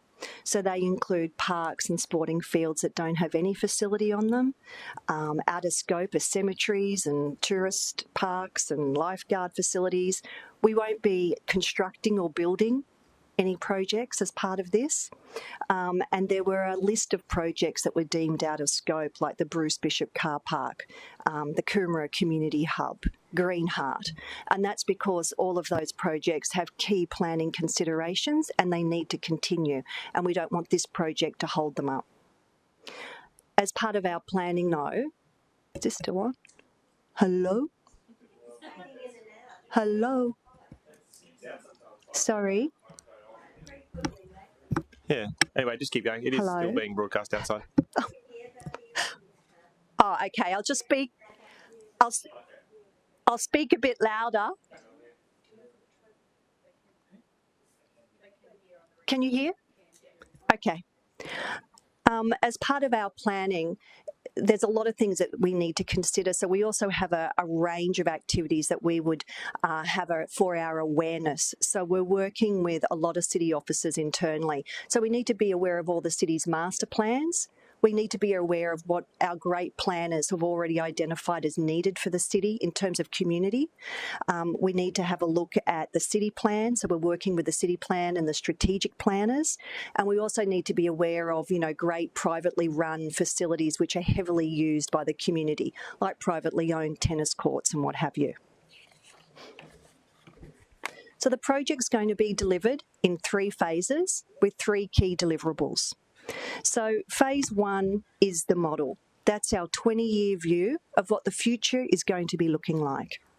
It's going to propose the potential geographic locations for future community infrastructure. It'll be evidence-based, of course, and it'll include asset compilation, the CapEx 4 and 10-year plans. It'll include current and projected population data, and I'll be showing you some projections later on. It'll include discussions with yourselves, and of course it's going to include community consultation. We've already done a pre-engagement consultation, and I'll also be providing you with a high-level overview of what some key stakeholders informed us about. Phase 2 is the plan, and that's the real detailed plan. It's also, we'll be able to turn our focus more onto the community-run facilities because we really need to have a look at all of the services that those facilities are providing. It'll include all of the findings from a comprehensive community engagement process. It's going to include looking at the key connectors between proposed community infrastructure. So how do we safeguard them and make sure that there is easy access to infrastructure? It's going to be focused on maximising facility usage. So we really need to make sure that our facilities in the future are where they need to be and that people can access them easily. There'll be lots of meetings. Oh, look, I'm back. There'll be lots of other meetings and presentations with yourselves and internally with other council officers. And then phase 3, the roadmap, it's the execution to delivery. And it will help prioritise what future CapEx investment needs to be to support delivery of the model. So I guess that's all about the process, the time frames, but I just wanted to take you through some information that I thought you might find of interest. Some of it might be a little bit hard to see on the screens, but I do have some special take-home packs for everyone present today. So, community engagement. What have we done already? Well, we asked councillors for a list of key stakeholders that we could go and speak to socialise this project. And we wanted to socialise what this project was about, and we wanted them to tell us gaps as they see them in providing services to the community. We're finalising our report from this phase 1 engagement. But the key themes that are coming out of that is that these groups need greater support. They want greater support from council. They want greater access to sporting facilities when events are on. They have a very heavy reliance on volunteers to help their clubs work, and in some cases they don't have many volunteers.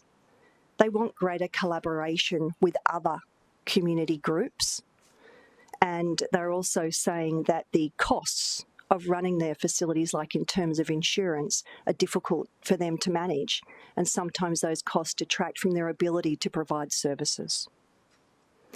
Phase 2 of the engagement, which is planned around August and September, will include a citywide survey, and it'll also have some targeted focus groups. So we anticipate, although the planning is still being finalised, that we will have an online survey, we will have focus groups, we'll have interviews, and we'll have pop-ups. And in terms of the focus groups, we want to explain the why of this project, the pros and cons of different facility infrastructure models. We want to test some of our assumptions and some of what our model findings are telling us. We want to talk to them about services, about offering services together and alone. And in terms of our all of citywide survey, we want to talk to the community and get their feedback on service provision. What services do they need? What services do they believe their children and grandchildren are going to need? We want to talk to them about the need to have lots of people in facilities and how can we optimise that, and how do they feel about their ability to manage change. And that ability to manage change is also something that we need to flesh out with the targeted focus groups as well. Here, and I think it's a nice graphic visualisation, is our 2041 projected density across the Gold Coast. So you can see here really from Yadla, Ormo, all the way down to Coolangatta what the projected population forecast looks like in 2041, a real filling in of the city. The 2041 greatest changes, that just shows you where it's expected that the greatest changes in population are going to occur. You can really see there around Coomera, Southport, Surfers, that real darker colour, which indicates a real big change in terms of population from what the 2021 census data tells us. Can we ask questions as we go? Would you prefer them at the end? I'm happy. Okay. Either way. All right. So I'm going to ask a question on this. When was this information prepared by SGS? Friday. Friday. Okay, so quite contemporary. Yeah, and I actually have as part of the take-home pack the data that sits underneath this. So what your current population is by SA2, and then what the projected 2041 is, and that data comes from the city. So we're all using the same census data. Okay. I'm a bit confused by that because the single largest residential development in the city right now is just to the left of the D8, which is Skyridge, and it's 10,000 people over the next 10 years. And it doesn't seem depicted on there. Well, it's 21 census data, and I guess then they've just done the projections from the 21 census data. Not it's all census-based. It's all the census-based. Okay, cool. Yeah, right, great. Because that way we all have the same baseline data that we're using. Gotcha. So there's always going to be variance, and I think what these maps show is a smoothing of that data. It's not precise to the individual pixel, but it just gives an indication of where we see population density forecast to occur. Yeah, it'd probably be good to reconcile that with the development footprint, and I think the planning department might be able to provide some insight into where we've got approvals and some density provisions in there. So yes, land use zones and what have you. Yeah, so it might actually be good to superimpose the census data with that other data. Sorry to interrupt. Any other questions about this slide? No? Sorry, keep going. I think the next slide is really interesting as well. This slide shows you the CEFA index applied across the city. So CEFA, again, includes 21 census data, such as income, education, employment, occupation, housing and family structure, and it uses that to summarise social economic characteristics of an area. And then each area receives a CEFA score, indicating how relatively advantaged or disadvantaged an area is compared to other areas. So you can see there that the brown colouring is identified as more disadvantaged and the green areas are identified as more advantaged. The northern region, the areas around Southport and along the transport corridor are identified as having the greatest levels of disadvantage. This is just based on the 21 data. Wow. And I also have the data behind that in your take-home pack. So this is public information, this one? Yeah. Yeah, great. Awesome. Yep. all part of the pack. Councillor Fowler. Thank you, Chair. What's the white parts? So I understand the colours. It's non-populated, you'd say. Yeah, no, in the 21 census data, it didn't come up with a indicator. So the white in the middle of Division 9 is Hinsdam. Yeah, No one lives there's on not enough peoples to actually provide an index. But that's a lot of Helensvale and Studio Village is white. That doesn't make sense. Yeah, just a observation. That's where the storm went through. Oh, okay. That's a good point. Yeah. What is that? And at the bottom of Division 2, is there a large reserve, state reserve? Yeah, I'd have to get out my 21 data and have a look. Yeah, let's have a look. The I've rubbed next out a one, bit of Runaway Bay as well. Look at that. yeah. The next one is job density, again, using 21 census data. So it just has a look at where the majority of people work across the city. So when they filled out the 21 census data, where did they identify their place of work? So you can see here that, you know, the majority of people are working down there from the central and south areas. And we can't do forecasting data based on this. We've just got 21 census data. The other things that we're contemplating in developing infrastructure for the future is Queensland Best Practice Guide for Social Infrastructure. It's developed by the Queensland Development of State Development and Infrastructure. That's a summarisation of 7 key success factors that they identified needed to be included in planning for the future. When you look into the detail of all these success factors, they build towards the need of building community infrastructure that can deliver multiple services in easily accessible locations. So it also really requires good governance. It also required you to look after transport corridors, and it asked you to contemplate the different ways of delivering services, and sometimes those services need to be a mix of council, community, private industry.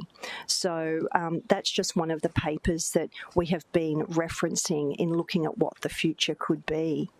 Another document that we've been referencing is work that was done by Deloitte's Access Economics, and they were also employed by the State Department, and they asked them to look at the benefits of hub-style infrastructure, so where you have multiple services being offered within a larger facility. They certainly did identify a number of benefits, both social and economic. Again, they said to achieve these type of benefits, like improved educational outcomes and stronger civic involvement, what you needed was really good collaboratively and detailed planning. You also needed to have a really good governance and culture within the organisation that's doing the planning, and planning needed to have a clear vision and strong leadership. They said that when you have those factors, you're more likely to achieve these social benefits. They also did identify economic benefits identified with hub-style infrastructure. They did see that there were reduced capital costs because you don't have as many local assets, so you have reduced operating costs. They also saw that you could get increased revenue because you've actually got more people in the facility, so there's more understanding of other services that facility can provide, which can then draw in more people to actually attend that facility. When you think about hub-style infrastructure, the most commonly referred to term is hub and spoke, and this is just a very basic example of what a hub and spoke can look like. It's typically represented by a large facility. In this case, you can see like a regional sized facility, and it has connectors or spokes to smaller hubs, and then they have connectors to local services. This is, normally those regional sized hubs and the smaller ones are anchored by a key service. So it could be a key service in something to do with sports, like it could be anchored by a pool, it could be anchored by a knowledge service like a library or a cultural anchor like an auditorium. So I guess the key thing is that in this type of hub and spoke model, it's really important that the regional sized hubs can deliver multiple services and the other services are complementary and can meet all of the diverse needs of the community. And this is some of the principles that we want feedback on from the community about having individual or standalone infrastructure as opposed to hub-style infrastructure. When we have a look at the infrastructure that we have here in the city, I've provided you here just a couple of examples. So, you know, what we would say is a standalone piece of facility is Nerang Aquatic Centre or Southport Library. So they are providing standalone services in standalone facilities. Then we have what we would call co-located, and that's where you have services either co-located on the same site or you have them all under the same roof. So there are some examples of what we would term co-located. And of course, you know, somewhere like at Robina, you've got the library, you've got the auditorium, you've got the art gallery, you've got all of that underneath the one roof. But on the same site, you do also have a councillor's office and you also have some NGO offices. So that's an example. When it comes to hubs, as they are currently defined, we don't have any examples. A hub is defined as where multiple services are offered seamlessly to the customer. So the customer doesn't need to know that Mark offers a library service and I offer an aquatic service. To them, it's city services and anyone can help them. They're normally all under a single facility, and to do all that requires also a integrated operating model. So it's not just about the building, it's not just about the service, it's about the people underneath and how we actually run those services. In the future, there are potentials to build hubs that could include Coomera Community Hub, and it could include as a regional size facility, and it could include Ormo as a smaller integrated hub. So, you know, they're examples and opportunities and possibilities.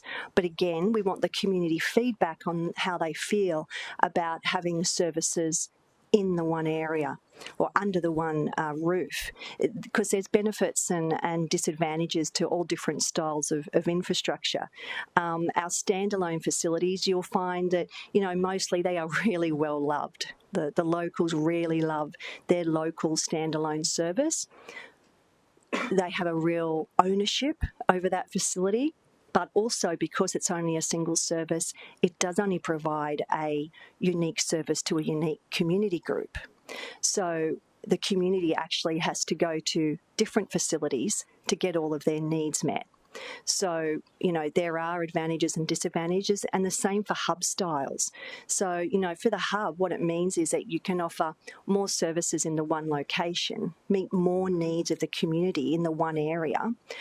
But the disadvantage is that some groups don't want to co-locate. They might not want to be together. And when you first build hubs, the upfront capital costs could be more expensive because they're larger. But they are less costly to maintain because you don't have as many. So again, these are sort of the things that we are really interested in getting feedback from in the community. Regardless of that feedback, what is really clear is that we absolutely need to plan for the future. So we are obviously busy collating all of our end of financial year statistics, and we had over 8 million visits to our existing community infrastructure last financial year. So we've seen a real boom back since COVID impacts, and based on what the projected 2041 population looks like, we could anticipate an additional 12 to 25 million more visits to our existing infrastructure. So, you know, there's a real need to be able to plan for the future community to be able to use facilities and to use additional facilities. In terms of what's going to happen next, is we are, it's a going together really. It's development of the draft model while we do all of the detailed asset analysis, and also going to the community to get their views about this 20-year horizon and why we need to be planning for their future, and how do they see that future evolving.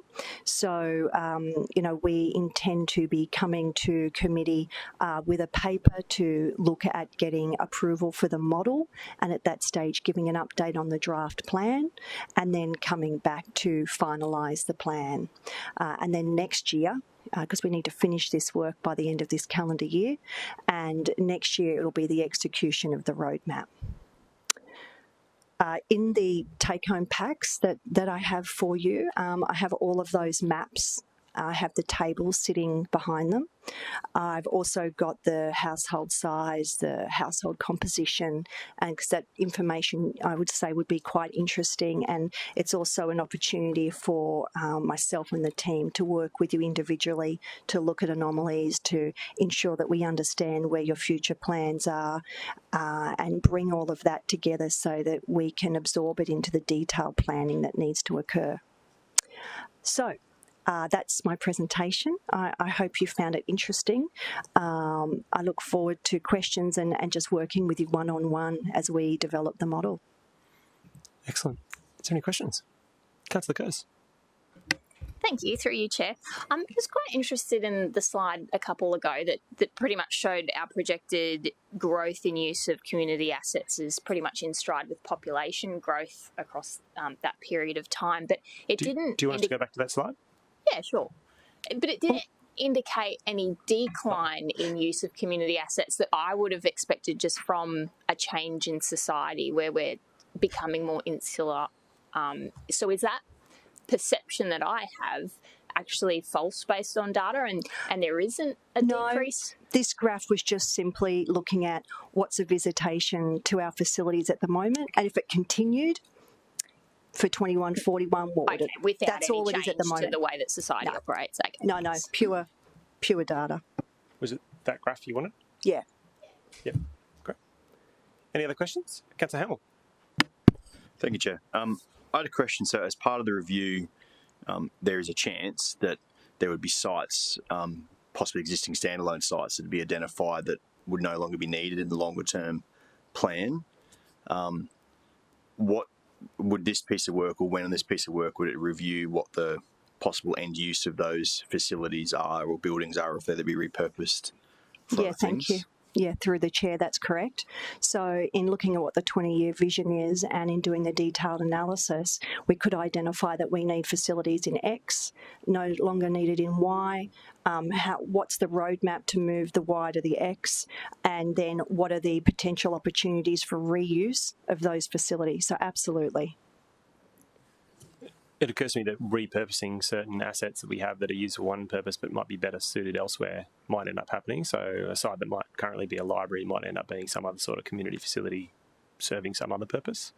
But I don't know, until we do that body of work as to how they're being used, I think we won't know. That's what that's what we're trying to do. Yeah. Any other questions? That being said, we'll maybe note. I think we've said that committee note the presentation. I think our recommendation is that council actually note the presentation. Yeah. So we're just going to change that word committee to council. That's our recommendation to the council. Councillor Wilkinson, how passionate do you feel about this? Are you happy to note a presentation today? Great, thanks for moving that. Any seconder? Yeah, I don't know. Actually, Councillor Gates, I'm going to ask your advice there. Would you normally, at a committee, wouldn't you recommend to council that council note the presentation? Or would you say that committee note the presentation? That the report be noted? Yeah. So just rather than the committee or council, just say that the report or that the presentation be noted. That sound right? Yeah. Let's change that. So that the presentation be noted. And that's just a note for next time. Yeah. That the presentation be noted. Great. So it was moved by Councillor Wilkinson, seconded by Councillor Martin. All those in favour? Melinda, thank you so much. I'm looking forward to hearing out more how it comes together. And Mr. Ensor, next cab off the rank. Thanks, Chair, and good morning, councillors, and thank you for your time today. Today I'm going to talk about a really important piece of work that's going to deliver significant benefit to our community organisations.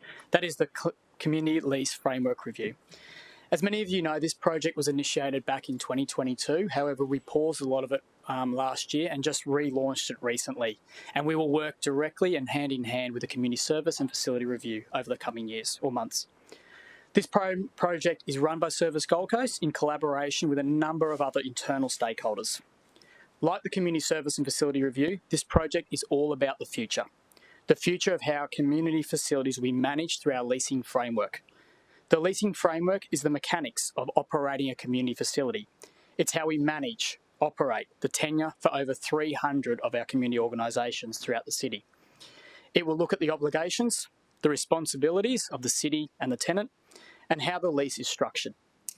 The desired outcome is simple. It's to have a framework which is practical and allow organisations to thrive so they can continue to deliver the service direct to the community. As you probably understand, the current model may not be practical for all organisations to be successful.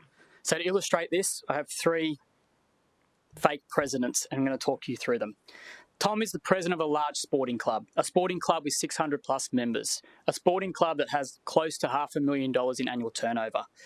They have a strategic plan. They know where the organisation is going. They have many volunteers with diverse backgrounds and experience. So they have the right volunteers doing the right tasks. They are able to maintain and improve their asset. Over the past couple of years, they've been fortunate that they can now focus on delivering quality services and increasing their membership. However, they now want to diversify their revenue. They want to provide additional services. They want to grow their membership, and they wanted to keep continuing delivery. And they want to look at their space is becoming inadequate, which is impacting their ability to optimise their service delivery. They believe that the growth is limited due to the structure of the lease. Now, Jenny looks after a small community organisation with their audience of kids. They have limited numbers and only have 2 volunteers. They have a small turnover, which impacts their ability to maintain and upkeep their infrastructure.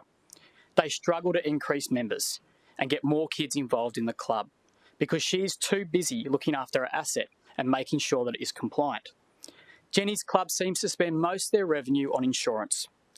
Jenny has many contacts across council, and it's hard for her to navigate who is the best person to talk to. Jenny and her club need education. They need to become financially stronger. They need better governance. But Jenny understands that her lease coordinator in the city also looks after 79 other community organisations. Therefore, it's more of a transaction than a relationship. Then there is Fred. Fred is the state manager of a national organisation. Fred's organisation holds a lease with the city at one of our community centres. And due to the city looking after maintenance and insurance of our community centres, he only needs to look after the service delivery. He has no building insurance, just public liability and contents. He and his team, who many are employed, can focus on delivering quality service straight to the community. With all these 3 examples, while they all deliver fantastic and unique services to the community, under our current model isn't flexible for them to be able to accommodate each unique organisation. They are treated the same, based on their asset they operate, not necessarily their capabilities or the service they provide. Therefore, part of this project, we are looking at a number of levers or questions that we can raise and get answers for. Let's look at the terms of the lease.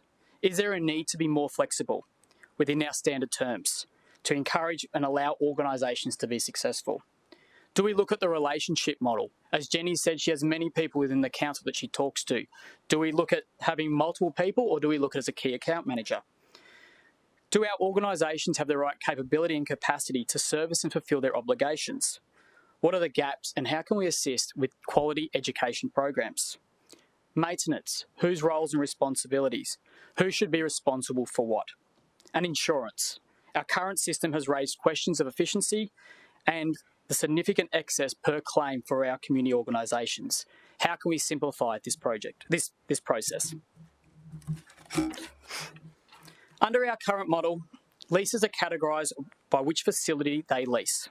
We have 6 categories throughout the city. If you look at Jenny and Tom, they're like 88% of our community organisations. They have a lease which they pay a small fee. Then they need to look after all the maintenance and have insurance. They have the same conditions and terms in their lease, even though they are polar apart. Fred is like 4% of the lessees. He rents space in our community centres. He doesn't need to look after insurance or maintenance, and he only pays a rent which is per square metre for the city to look after the asset. He is like our premier sporting venues as well, which is the same makeup.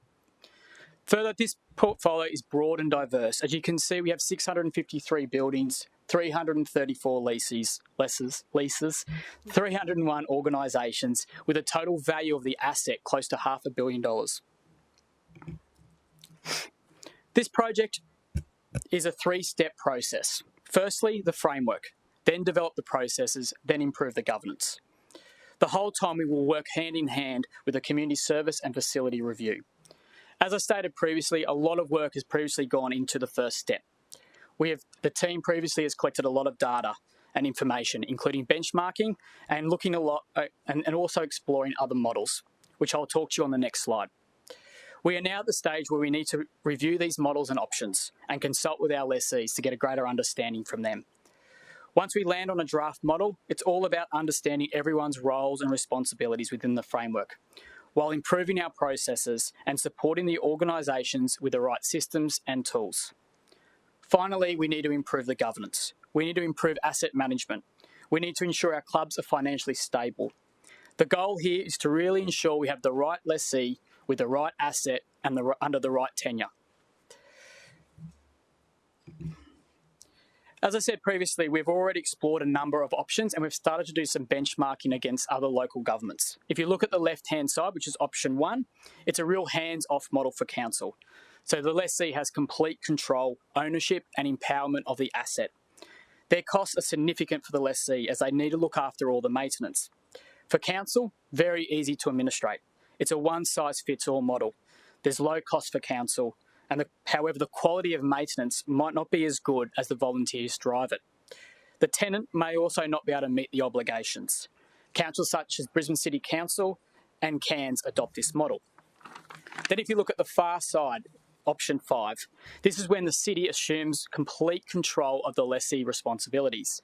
It has a simple lease obligation and ensures uniform maintenance standards as the city looks after the maintenance. However, it does come with a significant cost to council. Advantages for the community organisation: there is no cost on the asset, therefore allowing additional investment to deliver quality services to their community. Moreton Bay Council have adopted this model. Currently, the city is closer to the left-hand side of the model, which I explained previously. The interesting option here is option 4. It's where the organisation is assessed from a capability and capacity point of view. It's a more strategic approach which has a tiered system and categories, rather than a one-size-fits-all. So back to our example, when you've got Tom, the president of a large club, and Jenny, president of a small club. This model would look at their capabilities, their financial standards, and then assess them for that. And then they may get different obligations on their lease and their requirements and responsibility. As I said previously, there's been a lot of significant work from a data collection point of view.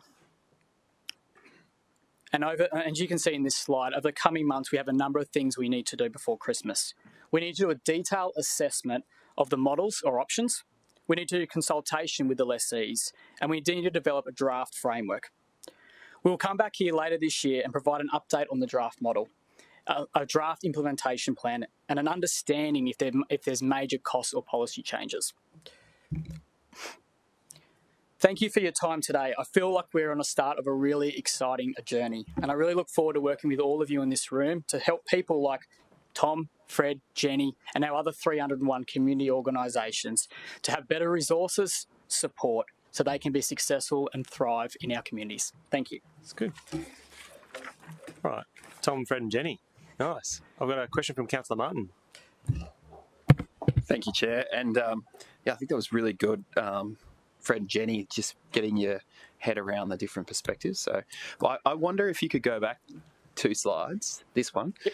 We obviously have, for the city, for the tenant, just wondering for the customer, the resident of the community, would you say the further right you go, we have more certainty over the experience for the customer? Through customer, as in the community. Through chair, but you're talking more the participant or the member at the club. Participant, member of the club, the community. I know we're focused on the city here and the tenant, but I wonder, the participant, interested where that would sit around certainty. Really good point. I probably haven't considered it in my thinking. What it does allow or could allow is a reduction in membership fees. Because they have, option 5 could have a reduction in membership fees because you have low operating costs, which could therefore give a greater benefit, which could therefore give a greater investment into additional services or delivery. So if you look at a sporting club, they could have extra money that they could invest in more high-performance better coaches to come in and assist that process. So there could be an advantage there. Probably need to think about that further, Councillor, but yeah, if I can come back to you on that one, it'd be great. Councillor Doran and then Councillor Curtis. Thank you, Chair. Thank you, Mark, for the presentation. You stopped and paused on option 4 for a moment there, and I felt like that was a clue to your thinking. And the capability-based support model, I just want to ask what your thoughts would be if, using the trio you outlined, if Jenny's sporting club grew throughout the term of that lease, and therefore their capability was not in sync with the support model that could potentially put in place on option 4? Through your chair, I didn't pause for any dramatic effect. But it's probably a couple of things on the option itself. Administrative would be quite complex for council staff because you would have a different tiered approach, and that's why no other council has gone to a tiered approach. I did talk to the chair yesterday a little bit about this option, and a feeling was you couldn't have a threshold that was black and white, because if there was a threshold that was black and white, for example, and I'm just making this up, if you had a threshold on membership, for example, and once they got a certain amount of members, they went to the next tier, some organisations might not be ready to go to the next tier for other reasons. So you'd have to have a little bit of a window of each tiered system, I believe. We haven't done any work into that one yet, Councillor. From option 4, there's no research to really look at it either because no one's done it. And just one quick follow-up, please. Each model, to pick up on Councillor Martin's view, each model does, I'm assuming, result in the same good outcome for the asset, in that the option 1, maybe in terms of the hands-off approach, that's if we were to go down that path, then there's still conditions on their lease, as opposed to option 5 be the same conditions on a lease to get a good outcome for the asset. Is that the end goal for whichever lease structure is implemented? Through you, Chair, definitely got to get a safe and inclusive asset. You just, as you just target the lease and put in different terms and conditions and obligations to try and get that condition. When you look at option 5, the city looks after it completely and has a set standard of maintenance and upkeep, where option 1, it goes back to the tenant, of course, but you would have that in the obligations, and they'd have to be compliant with those to make sure that it is in a safe. Just one note or comment in relation to when the review is undertaken as to the options, that the city officers also investigate what mechanisms are available to the city that probably don't exist in the current lease structure to enforce compliance a bit more strongly than what is currently done. And that could be in terms of could be a variety of factors, but I feel like there are a number of organisations out there that do a fantastic job with their assets, but they are, I think the many billions of dollars was outlined in an earlier slide. I just want to make sure that we also have the compliance mechanisms within the leases to consider. Yeah, through you, Chair. That's definitely one of the considerations. Yeah. Any other questions? I've got Councillor Kurtz, then Councillor Panel. Thanks for you, Chair. This is intended as a question, but it's probably going to come off as a stream of consciousness. But the option 4 one, which I think is really attractive because it obviously can help us help individualised community groups, but I think tied up in that threshold of whether it's membership or their financial capability is also the culture of that particular organisation. And I see that, I'll use sports as an example, but you could spread it across any type of organisation, about how some are very much built and sustained through volunteerism and others aren't. They're quite commercial, and we'll never be able to change that culture of the sport but it just sometimes it feels unfair to me that some sports we allow them to rely on volunteers or expect them to, while others we kind of go, oh, well, that's not the culture of tennis. So, for example, yeah, so I was just wondering, is that one of the concerns of tying it up within that model as well? Through you, Chair, probably a number of concerns with that model, but also we need to come up with some really set criteria to assess those organisations, and we haven't even explored that yet. So, off the top of my head, you look at financials, you look at membership, they're the easy ones, but there is definitely a culture piece that we'd need to look at, even support from their state and national sporting organisations. There's organisations that get great education. There's other sporting organisations that don't get any support. So we need if we went down option 4, there'd be a big review to sort of look at, make sure we get the right health check for each club. I would add a comment to that. I think, council often engages ideologically with different community groups because they think that's how it should happen, and then the pragmatic outcome is that it just doesn't happen like that. And the best example I can give you in my own area is the Mudgerbah Show Society. They have a great showground. They manage the showgrounds with their partner, the Mudgerbah Pony and Hack Club. They're well managed, but the practical reality is that whilst their lease effectively obligates them to manage building maintenance and asset management planning, there's no way that they're never going to have more than $150,000 in the bank because they win one event, they run one event each year, and that's all they have in the bank at any one time in order to run that event. If they struggle to cover the cost of their insurance policy each year, and they could only, if something burnt down, they could only pay the excess, maybe just. They'd end up relying on council anyway. So we've created these leases that transfer risk to community groups when, if a risk actually eventuated, they'd come back to us anyway. And so we really need to and I think that's part of the leasing process, is for us to say, okay, let's be pragmatic about how this is going to work. These community groups aren't. They're different to a surf club that might have 40 pokies and a very strong food and beverage outlet where they may actually have the financial capability to manage that building project. And frankly, we've seen some surf clubs embark on pretty significant development applications. So yeah, that culture comes into it, but also the different nature of each group is different. With the community leases at the moment, we have is it a broad spectrum that 50% has to be non-profit based to be eligible for that community lease, and the other 50 can be commercial? Is that my understanding? Sorry, through Chair, I'm not across that. Short answer is there is no particular metric. My understanding is that the leases we strike obligate the lessee to manage ongoing building maintenance and asset management planning. Okay. Councillor Hamill. Thank you, Mr. Chair. I had two questions. I was really interested in the comment you referred to a key account manager. I've very much found in this space that especially some of our officers that deal with sports clubs and community groups are some of the most passionate officers we have in the entire organisation. They become incredibly invested.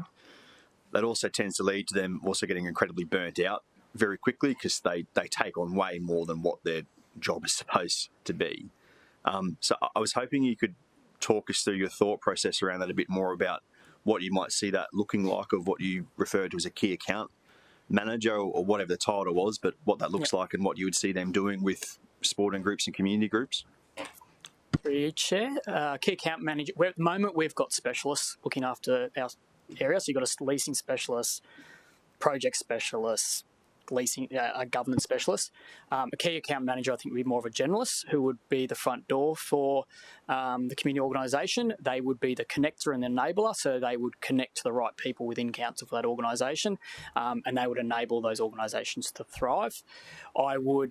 If I would go down something like this, you'd probably break them up geographically, where you may have 1 over 2 or sport-based or like service-based. You need to look at all that. But basically, at the end of the day, it would be someone that would be the front door, the key person that would talk to, that would connect and enable that organisation. And Mr. Chair, I guess into that also a person there that when a committee turns over, that same officer that was there with the last one is there with the new one, and make sure that some of the problems we have, that we have a really good committee with good governance and good putting money aside. The new committee comes in and sometimes certain things drop off. We'd have the same officer with that relationship that knows the history and can work with them on that longer term plan that should be in place at each club. Yep, through your chair, 100%. That's probably a gap at the moment, I'd say, within our current structure. And also when you go to community organisations, you may say, who is your contact? And they've got 5 or 6 contacts. By having the one person, I think just creates that greater certainty for them as well. So, Mr. Chair, the other reason I really like that concept is also for us that we tend to rely upon those officers as a gap in between, and they are too spread and they are across too many groups. And with the specialist setup, which has made a big difference, like that was done on purpose to address some immediate issues, but to get where I think a great end model would be that for us as councillors and our office to be able to rely upon one person in that area that we know is the link with those groups would be a really good outcome. Mr. Chair, the second question I had, and where it fits in this space or in which program it fits in. So, I'm right in the middle of a soccer club delivering a $1.7 million clubhouse at the moment. It has been a hell of a journey with that group of working with a group of volunteers, trying to project manage this through. It's had a lot of challenges, and I know that's an experience that all councillors have when we embark on these journeys. So one of the things that I would love to see occur is an acknowledgement that expecting volunteers in the club trying to run junior sports clubs, whatever it is, do not have the capacity or capability to deliver multi-million-dollar buildings, to try and do the initial work and the project management and the long-term delivery of it, that on too many occasions issues occur, things that weren't investigated properly lead to cost blowouts or additions coming on that, and we end up stepping in and taking it over anyway. So where in this, or where in the policy, or where in the work do we acknowledge that having sports clubs trying to deliver multi-million-dollar buildings isn't feasible, and that while we have to have their input into what it looks like and how it works, that we need to be the ones that lead the project, deliver the project and project manage it for them?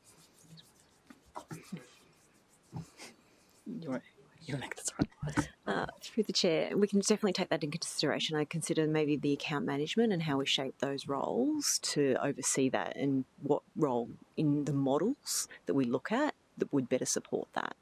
So at the moment, the asset, yes, it's completely separate.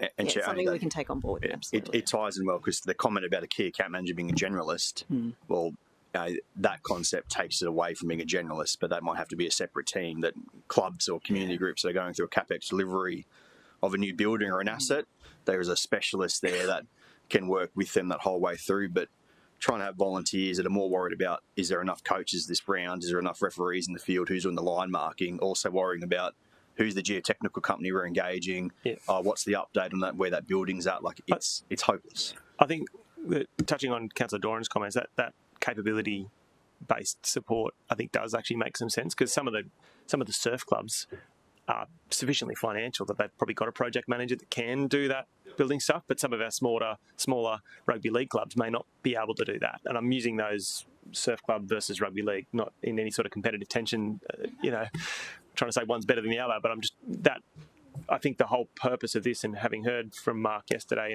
in a pre-briefing, we need to be more fluid and more flexible with the different types of groups that we do engage with, and actually identify their capability, and then structure the leases and lease policy around that unique capability, rather than one size fits all model, which is what we currently have. Chair, absolutely agree. I think the importance of that is that all of us get approached by different groups at all times that come up with, especially when there tends to be a change of committee, that we want to do this, and we want to expand this, and we want to do that, and and we've gone and spoken to an architect, and here's a picture of it. Like, it would be good to actually get this to a policy point where those groups know that's not how it works. Here's how it works. Like, this is how it works. Here's an we have a key account management. We have all this data. We are tracking it with you. We have this milestone that when you hit this number, that is when a bigger clubhouse is triggered, and we're working on you with that. And it all feeds into a CapEx program, and we know how to gear up for it. Instead of the haphazard model of a rugby league club wants to come in and, hey, we want to build this building, and it turns out it's $5 million when we can prove $1 million would do the same job. Yeah, I think there also needs to be a piece around, more agile changes that occurred. Like, I think if 10 years ago someone said to me, hey, we're going to now need women's change rooms at all the rugby league clubs. I don't think I would have thought of that, and I don't really expect the committees necessarily thought of that as well. But 10 years ago, women's rugby league wasn't a big thing, but now, you know, just actually yesterday I had a meeting with a junior AFL club who've gone from 25 young girls playing AFL to 50 this year, and now they're like, oh gosh, now we've got 50 girls playing AFL right now, and we didn't kind of plan for that 5 years ago. But we also don't want to stop them, we don't want to be an impediment to that growth. So how do we be agile in the way we think about facilities development for a new gender kind of playing footy that maybe didn't play footy before? Again, Chair, absolutely agree. And just my final comment on this, for me, would de-risk what I see happening in a lot of locations now, is that when we're going out and do the electrical checks, things that should have been done right in the first place haven't been. You know, I've got a couple of clubs that have got issues with fire suppression controls and whatnot now. Like it would just de-risk so many future problems that, as you've said several times, we end up having to step in and fix. Like we always end up being the ones to step in, and I would prefer to put the work up front and hopefully reduce some of those future impacts on those clubs, but also on the council. Okay, great. Councillor Gates. Through you, Chair, I'd just like to ask if the officers can get some information for us, not now, because you won't probably have the answer now, but how many AFL and rugby league clubs we have across the city that are now growing in their female participation, because I know that I've got many clubs now that have no female change rooms. They're getting changed on the fields, waiting for the lights to be turned off so that the girls have some privacy. So I want to know how many we have right across the city and how we can start a program whereby there's a rolling program of improvements provided so that we can accommodate females in this city. It's really terrible that we can't, and I think it's a priority for us. It's our responsibility to promote health and well-being through our sports clubs. They've been in Northern Gold Coast the cornerstone of community development for decades because there was nothing else other than the local clubs. So I think we have a real duty to make sure that we've got a program in place where we can provide affordable upgrades right across the whole city. So I don't know that it's potentially part of this program that's being introduced, but it would be helpful to us to know where and a time frame for when we might be able to deliver improved facilities given the growth. Yep, we'll take that notice and try to provide some information back when we can. Councillor Doran. Thank you, Chair. I just want to add to some of the commentary from Councillor Hamill and from the Chair to say that I'm optimistic of the work that the team is doing in this space, and hopefully keep a close eye on the larger goal of protecting our assets, but also that a lot of these clubs are run by volunteers who didn't sign up to be lease management administrators. Although that's an obligation under the lease, they're there because they want to help the kids or help the organisation that they're signing up for. And so keeping a mind towards not increasing their burden and the red tape that will take them away from, as we have often noted in my short tenure here, a decline in volunteerism, to take away from that time that could be spent with kids is an important consideration as you move forward. So. Okay. Let's note the presentation, but one of the committee would like, thank you, Councillor Wilkinson, so good. And almost lapsed again, gosh. I thought we could get Councillor Castro on the board since he was invisible earlier on. It's wonderful to have you with us. So, sorry, Councillor Gates. Sorry, I'm not on this committee, but would someone consider making that a 1 and adding a 2, that a future report be provided, just so that it's documented? In relation to the female participation in rugby league and AFL? Yeah, would that way we will get something back. Sorry, I'd absolutely support that, but should we just, instead of saying AFL Rugby League, should we just make it female participation? Yeah, about the program. We want to report on a future program to deliver female change rooms. So yeah, no, I'm just not, without wanting to be too pedantic, I think it's a GB item. I don't think it's particularly related to the community lease framework review. So why don't we note the community lease and then we'll raise that as a GB. And we've got quite a selection of GBs to play with today, so we'll do that. So we're just going to say that the presentation to be noted was moved by Councillor Wilkinson, seconded by Councillor Martin. All those in favour? Motion is carried. Thank you, Mark. Thank you, Melinda. What have we have with us? We have item 6.7 was originally starred, and it relates to the support of Logan Council for a motion at the Local Government Association of Queensland regarding flood insurance premiums. And I think someone had a question. Yeah. Okay. So you just want to speak to and move it. Okay, great. Welcome back, Alex.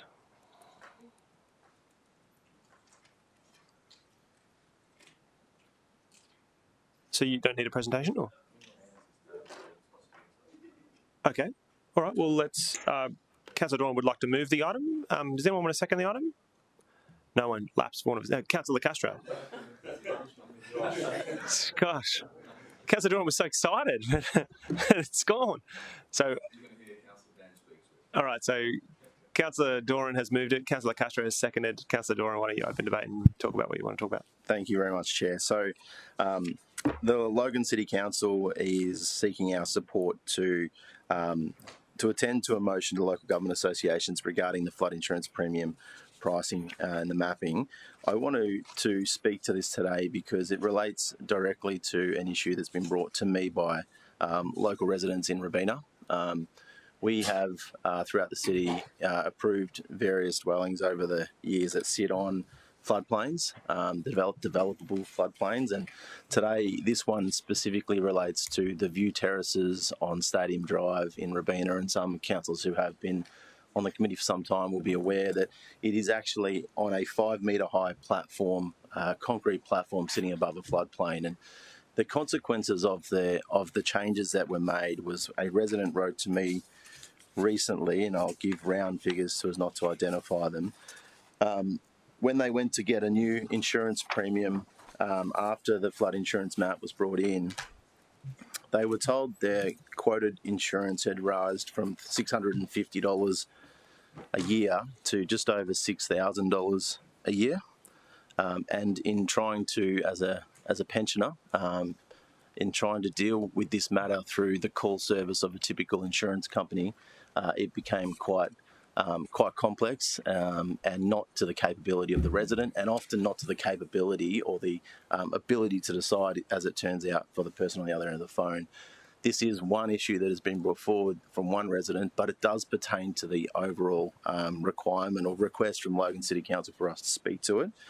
In trying to address the issue for the resident, council officers wrote back in a very speedy and effective way, but unfortunately the options available to council officers were actually not able to address the issue directly in a timely manner. So now we have to transfer that burden back onto the resident to go and seek outcomes. I'm happy to talk further afterwards if anyone wants to ask questions about that. So I think this is a really important matter that the city signs on to with Logan City Council, and I welcome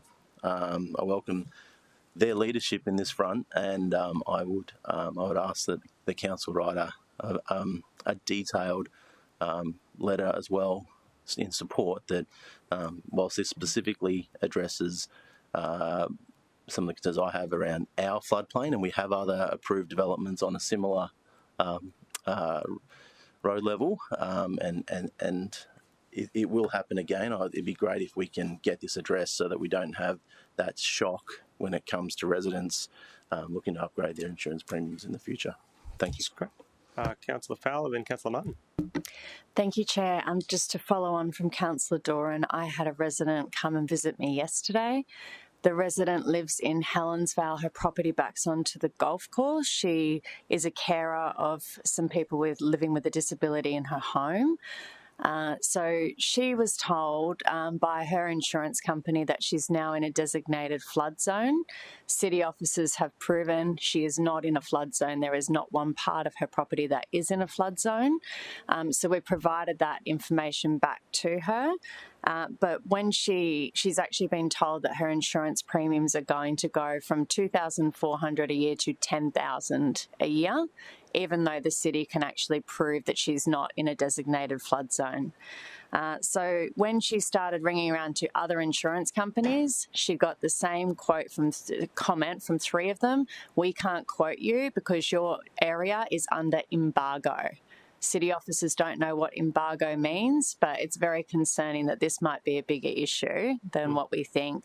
I've seen a clause in the correspondence that says something about, regardless if you're in a flood zone or not, we will look at whether it's a 1 in a 100 year weather event that you could be in a flood zone, and then we'll put you in a flood zone based on that. And the argument back is, well, I think we've had a few of those recently, and her property wasn't impacted by floods at all. Yep. So just a comment. Okay. Thank you. Sorry, Chair, I was echo those, but I was simply seconding the motion, but I don't know if we already did that. No, Councillor Castro got it early. You're all good.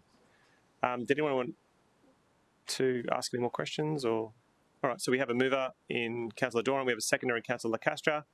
Councillor Doran, you've basically opened debate. Does anyone want to speak against the motion? Excellent. All those in favour? That motion is carried. All right. Councillor Wilkinson, Chair, Councillor Wilkinson, not in the room, I guess, for the vote. Councillor Wilkinson was apologies. absent. He gave me a heads up and he left. I'm not sure. You will need to note that Councillor Wilkinson was absent for the vote. Sorry, mate. We took a vote. I probably should have waited till you go, but I wasn't sure how long you'd be. So, all right, we have a number of general business items that we are looking at today as well. The first relates to some information that was circulated to committee members a little while ago and relates to the Regional Mosquito Management Group. We'll do that one first. And I've circulated that. Surprisingly, I got no questions about mosquitoes after that briefing note was circulated, but I did have a quiet conversation with Councillor Curtis, whose division does actually include quite a lot of salt marsh and areas that are impacted quite profoundly by mosquitoes, and so she has offered herself to be appointed as the City of Gold Coast representative on the Regional Mosquito Management Group. It's exciting. Councillor Curtis, are you happy to move that? Yes, I'm happy to second that.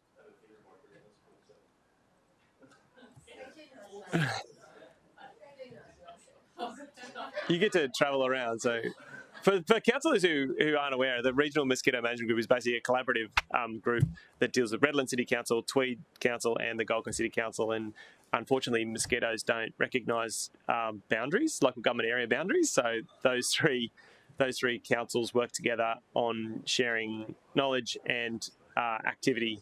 Had a different name when I was involved. It was called CLAG. The Contiguous Local Government. Right. CLAG. They stuck together like glue. The next meeting is next month in Redland Bay, and Redland Bay, when they host it, they chair. So you'll just go as a voter, but effectively a member of the committee. So, I'm sorry. There is a lunch, yes. Gosh, catered very adequately by Redland Bay. What's that? Shirley loves it. Councillor Curtis loves food. All right, we're gonna bring order to this meeting. Did anyone want to speak against Councillor Curtis being nominated? No. All those in favour? That motion is carried. Thank you. And sadly, the next item relates to the Darling Down Moreton Rabbit Board. Sadly, no one expressed interest in rabbits either. I served on the Darling Down Moreton Rabbit Board between 2013 and 2021, and I have some experience in that with my background in agriculture and also having a division that does have quite a number of farmers, but not a lot of rabbits right now. And so I've put myself forward to be nominated as the City of Gold Coast representative. One thing I will ask is, in relation to the GB item's title, can you say, instead of appointment, can you say nomination? The appointment is actually undertaken by the Minister, and we just nominate people, and then the Minister has the discretion to... No. No one's moved. So the first one was Councillor Curtis and I seconded it, and it was carried. And this one is moved by me. Does anyone want to second my nomination of myself? Oh, wow. Councillor Wilkinson, I think, was first off the bat there. Just the wording there probably just needs a tighten up. The Councillor G. Tozer be nominated or by nomination. Yep. On the Darling Down Rabbit Board, subject to the appointment. Yeah. So it could be that the minister chooses not to nominate or not to appoint someone from our City of Gold Coast area. There are 8 precepted authorities and only 6 directors. So it's quite possible that the letter that I wrote saying that we would like to not be in the board is sufficient for me not to be appointed to that board, but we'll see how that plays out. Did anyone want to speak against me being the nominee? Great, that's encouraging. All those in favour? That motion is carried. We're going to deal next with Councillor Gates' proposed. Respectfully, you've persuaded him to move it on your behalf. I love it. And are you happy with that wording, Councillor Wilkinson? Councillor Wilkinson, move that? Yeah, absolutely. I'm happy to second that motion just to keep things moving. And Councillor Wilkinson, just for those watching from home, would you read the motion for us, please? Absolutely, Chair. So that a report to Council be prepared identifying sporting clubs across the city that require upgrade to female facilities to cater for the growth in female sport participation, and that a prioritised schedule be provided. Do you want me to elaborate any further? Please do. Look, I think this is actually a really good recommendation that I'm putting up, and I thank those I thank those from the floor who've spoken briefly on this today already, perhaps. Look, I think that this is something that even with a daughter who's now 12 months old, we're always looking at the future, and given that consideration for those younger generation of women coming through, I hope that they're given the affordability of facilities that are adequate to the growing needs of women in sport. This is something that I certainly support wholeheartedly, and I look forward to the report being brought back before the council to see what the future of this space looks like. That's great. Excellent. Does anyone want to speak against women in sport? It's wise decision. Councillor Doran.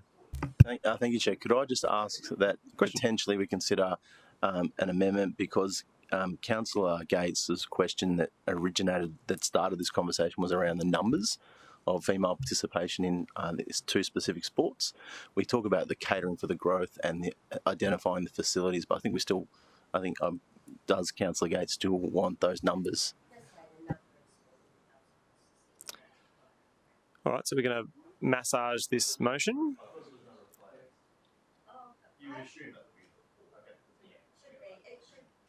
So identifying, ing after the word identify. Identifying the number of sporting clubs across the city that require upgraded female facilities to cater for the growth in female. I think it's self-evident in that motion that we're talking about some data in relation to the growth and also some data in relation to required upgrades. Does that sound right to everyone? Yeah, what I was going to suggest was in identifying the priority, I would imagine club membership numbers would form part of that consideration. So, yeah. No. So no, just put identifying the number. So I think we've stipulated what we're seeking. It was probably not going to go through you, Alex, but through Jody. I think Jody's still around. Are you nodding, saying that motion's okay? Great, excellent. Okay, without any further debate, I will take the vote. All those in favour? That motion is carried. Now we have one other matter which was suggested by Councillor Martin, and it relates to some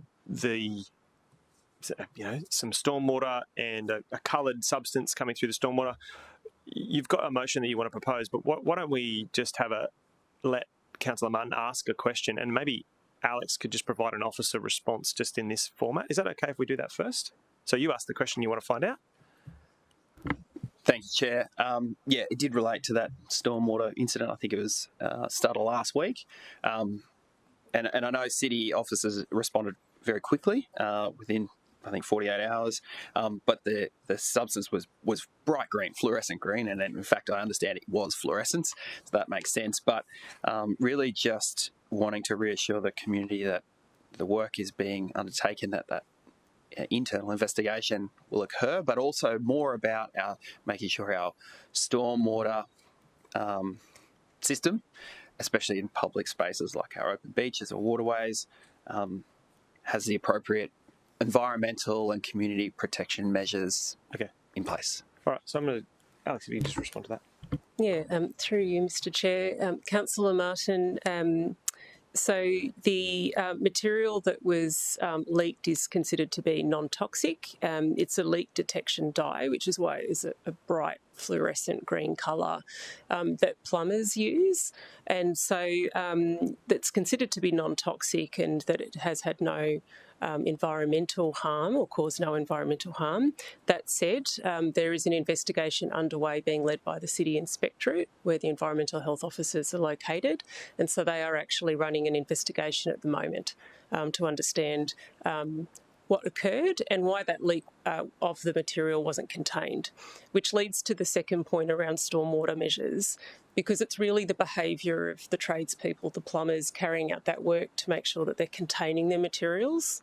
The stormwater system is not the problem here, it's the behaviour of the tradespeople and those that are carrying out the work, and so that's what's being investigated.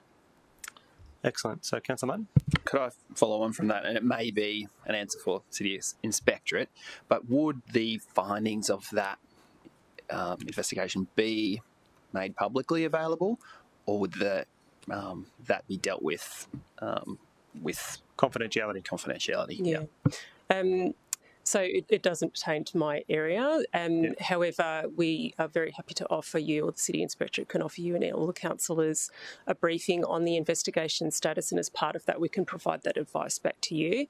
Certainly I would expect that there would be community interest, given that it is such a visible issue, and that community would want to know, well, what was that and was there any harm there? So I would expect that there would be some information available publicly at the conclusion of that investigation to address any community concerns. All right. Please. One final, just on the actual testing, I don't know, the fluorescence was detected.